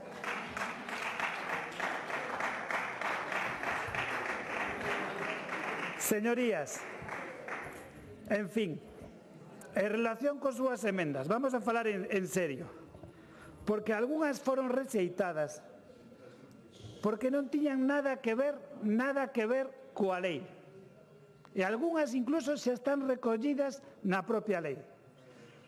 Probablemente vostedes o que fixeron, sobre todo me imagino que o do PSOE, copiar ou imitar outras comunidades autónomas. E isto de copia-pega sempre sale mal. Incluso a legislación estatal, que para presumir. Pero para o Partido Popular de Galicia, esta é unha lei galega, é unha lei propia, unha lei que atende a nosa realidade e por iso non podemos facer copia-pega dunha lei do outro ámbito e traela a Galicia. É unha lei que regula en exclusiva o clima, señores, é a lei do clima. A nosa legislación autonómica, ademais, parte dun traballo previo moi importante, pero tamén duns logros acadados e ten uns obxectivos máis ambiciosos que o resto das comunidades autónomas. Por iso, a legislación do resto de España non é válida para Galicia. Nós, en Galicia, xa conseguimos reducir nun 62% os gases de efecto invernadero, case 13 puntos, 49 puntos máis que o conxunto de España, que só conseguiron reducilo nun 12,6. E aínda, repito, queremos ser máis ambiciosos, que no 2030, dentro de 5 anos, que a reducción sexa do 75%, mentres que eles non sabemos aínda que obxectivos teñen. Pero que nós queremos acadar a neutralidade climática en 2040. Por iso non podemos aceptar esas emendas que viñan directamente das legislacións tanto estatal como de outras comunidades. Despois, hai un conxunto moi grande de emendas que responden a propostas de definicións que os grupos da oposición propoñían que se incluísen nesta lei, pero despois non aparecían no texto legislativo. Polo tanto, era incoherente introducilas. Pero tamén teño que dicir que, mentres Galicia está á altura deste reto, traballando cara á neutralidade climática e dotándonos de normas, orzamentos e instrumentos con este fin, do goberno que preside Pedro Sánchez non podemos decir o mesmo. Vímolo co que está a acontecer co Fondo Social polo Clima, onde con moita probabilidade vamos a perder unha importante cantidade de recursos que a Unión Europea puñía a disposición dos países membros. A Xunta enviou o ano pasado unha proposta con todos os proxectos susceptibles de beneficiarse do Fondo Social para o Clima. cerca de 9.000 millóns de euros. Galicia enviou a súa propia proposta, máis de 60 proxectos por un importe de 2.000 millóns de euros. Da Moncloa e do Ministro non tuvemos resposta ningunha. Nós entendemos que é sumamente grave que o Executivo de Sánchez non lle dé a máxima relevancia a este asunto. Tampouco podemos decir o mesmo de BNG. Sabían que a paralización do eólico é un dos maiores ataques á loita contra o cambio climático. Se os parques que están suspendidos estiveran en funcionamento, evitaríamos a emisión de 2,5 millóns de toneladas de CO2. Sí, señora Pontón. E, polo tanto, estaríamos máis próximos de acadar o obxectivo fixado nesta lei para que Galicia sexa unha región neutra no 2040. Sí, señora Pontón, non sexan hipócritas. Deixen de cuestionar unha das ferramentas fundamentais para a loita contra o cambio climático, a implantación de enerxías verdes, e voten a favor desta iniciativa. Señora Vázquez, en nome do grupo maioritario desta Cámara, quero felicitala en poñer en valor o traballo da súa consellería, que está a facer para que Galicia lidere a acción contra o quecemento global. Os datos están aí, os datos non son opinables, son obxectivos, indiscutibles, e lonxe de conformarse con isto, a través desta lei presentan, buscan completar un corpo normativo estratégico, vou rematando, Presidenta, no que Galicia xa está a ser referentes. Con esta lei, coa estrategia de cambio climático, co Plan Regional de Enerxía e Clima, o Plan Regional Xeral e tamén con os plans de accións para o clima e enerxía sostible, que poden levar a cabo os concellos. Estamos todos, señorías, a dotarnos dos mellores instrumentos para facelo posible. Que Galicia acade unha neutralidade de emisións en 2040. Señorías, repito, 10 anos máis do marco marcado pola Unión Europea. Temos razóns para sentirnos todos e todas moi orgullosos. Nada máis e moitas gracias. Moitas gracias.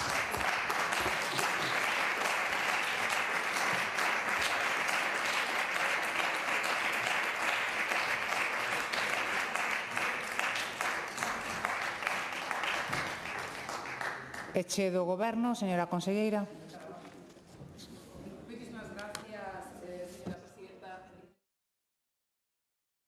Delle voz, por favor, ao micro da señora conselleira. Sí. Moitísimas gracias, señora presidenta. Ao igual que o resto dos intervintes, eu tamén quero desexar unha pronta recuperación os dous diputados, igual que o resto das persoas que tiveron un accidente ao longo esta mañá.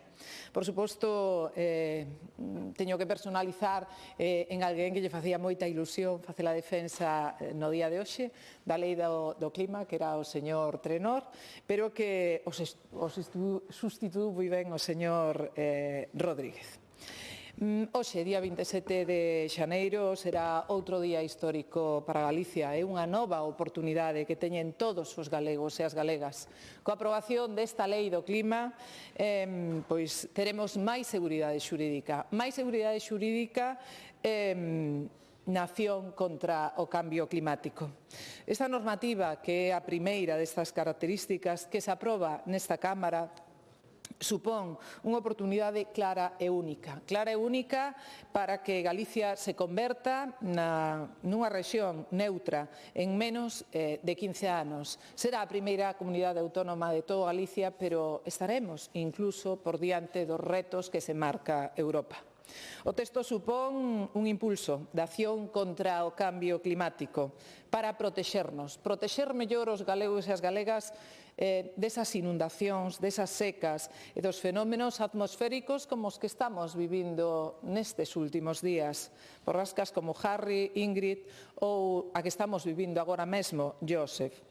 Este texto legislativo é moi participativo e vai contribuir á gobernanza climática, a regular as proxeccións climáticas que son fundamentais para proporcionar unha información específica para Galicia, fácil e tamén sinxela. Non se trata, señorías, de ser mellor que ninguén. Non se trata desa coordinación que xa temos agora mesmo. Simplemente lles quero poñer un exemplo.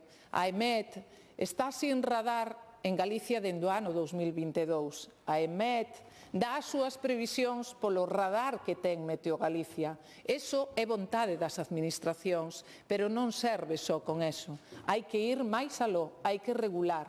E isto é o que pretendemos, polo ben de todos os galegos e as galegas. A través desta lei o que garantizamos é que os fondos públicos van estar ao servicio da loita contra o cambio climático, impulsando esa contratación pública verde e esa fiscalidade verde frente á creación de novas figuras impositivas. Nesto último non creemos. Aboga pola investigación, pola educación, aboga tamén pola sensibilización. E vai reforzar os servicios meteorolóxicos, tamén os de calidade do aire, para o cal é preciso que Galicia teña voz propia, o igual que teñen outras comunidades autónomas, como é o caso de Euskadi. Por que non o pode ter Galicia? A través de mecanismos de colaboración que teñen que estar regulados, que se regulan nesta lei, que permiten combinar as competencias que pode ter a EMET con un gran servicio do cal estamos moi orgullosos, é o caso de Meteo Galicia. Neste senso, faise imprescindible un acordo regulado de cooperación entre administracións en materia de meteoroloxía e climatoloxía para establecer unha coordinación e unha comunicación eficaz na emisión de avisos, unha planificación coordinada co Goberno central para a instalación das infraestruturas necesarias meteorolóxicas e a posta a disposición, por suposto, de xeito recíproco dos datos en tempo real que se obteñan das redes de observación. É necesario que o Goberno central estableza a participación da Xunta de Galicia nos grupos de traballo, comités de expertos e, ademais de todo iso, nos foros meteorolóxicos e que permita a intervención das comunidades, en este caso da comunidade galega, nos proxectos nacionais e internacionais de meteoroloxía e clima. Iso é o que regulamos tamén nesta lei. É unha lei ambiciosa que conta con un respaldo económico. Falamos de 1.800 millóns de euros recollidos xa no segundo Plan Rexional Integrado de Enerxía e Clima 2030. En 95 medidas que se volven a regular tamén aquí na Lei do Clima. É unha normativa transversal feita dende o rigor. E aquí eu quero agradecer á Fundación da Universidade da Coruña todo o traballo que realizou xunto co personal da Consellería de Medio Ambiente e Cambio Climático. Como tamén quero agradecer o labor desenvolvido por este Parlamento pois as pequenas incorporacións que se puideron facer. Dende o día 16 de setembro, donde me consta pois ese interés que tivo este grupo, o Grupo Popular, pero tamén o portavoz Gonzalo Trenor, en que así fose. Só agardo que o traballo feito ata o de agora sirva para reflexionar dende hoxe ata mañá e que ese voto que anuncian vostedes en negativo se converta en positivo, ou ao menos nunha abstención. Creo que non sería bo para Galicia non emprender un camiño xuntos os tres grupos políticos e deixar de lado pois ideoloxías, porque ao final aquí hai obxectivos moi necesarios para todos. Isto non se pode convertir en algo como foi o caso de Belén, onde se foi todo o mundo sin ningún tipo de acordo. Por iso eu agardo o seu apoio, independentemente das diferencias que poidamos ter, porque hai obxectivos marcados e, sobre todo, porque é fundamental velar polos galegos e as galegas. Moitísimas gracias. Moitas gracias.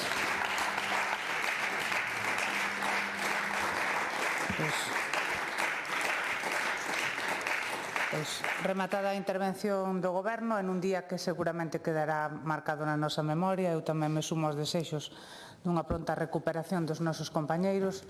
Rematamos a sesión que será reanudada mañá ás 10 da mañá. Boa tarde e noite a todos e todas.